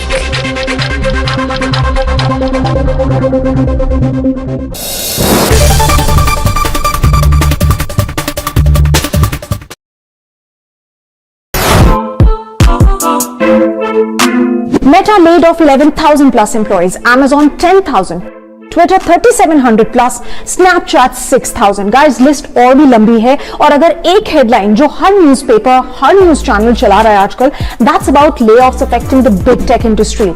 Big tech companies are in big trouble.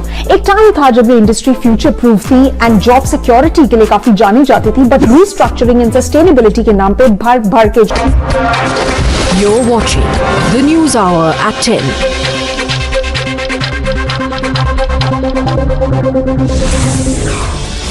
The first meeting of G20 Development Working Group was held in Mumbai under India's presidency. India's G20 Sherpa Amitabh Kant said India's vision for the meeting will be to share India's citizen-centric governance.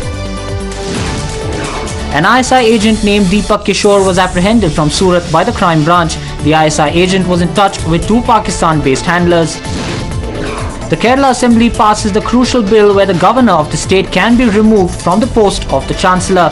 Meanwhile, Congress is suggesting that either a former Supreme Court or High Court judge be appointed for the post.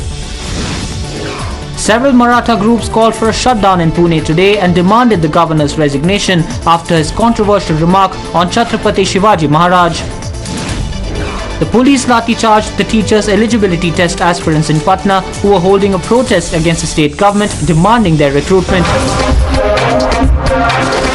The News Hour at 10 will be right back after the break.